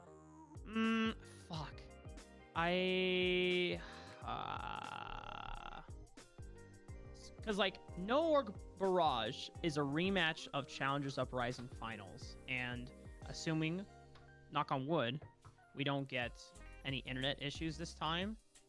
This is also playing into the quote unquote myth that Barrage excel in best of 3s versus best of 5s, right? So the Barrage best of 3 buff. Yeah, the Barrage best of 3 buff versus best of 1 or best of 5s. So this is where they seek vengeance, or if No Org look to maintain their undefeated streak in series record, but or not undefeated series, because the last time that Barrage played against Anu and beat them was during Big League in no, I'm fucking trolling. Holy shit, I'm so sorry. I'm like remembering so many wrong things because they met in the semifinals of Big League and they got trounced, didn't they? It was 2. I have to look at the. Yeah, we never beat No Org. That's right. Both of our best of 5s against No Org went 2-3 their way. That's right, because semifinals was best of 5. But they've been the only amateur team that's like been able to contest No Org since they hit form in Big. Exactly. So yeah, it's definitely gonna be a hype matchup. Yeah. So yeah, the best of 3 buff. All right, APA. This is where the best of 3 buff comes. Dude, in. holy shit! That's me and XT got that one. We got pretty lucky. That'll be fun. I'm very glad because that'll be fun. Yeah. Honestly, between all the other caster pairs, I don't think anyone else would have been able to carry that narrative as well as you would. So. Which day do you have, Cubby? Me and Elton are on Friday the 9th.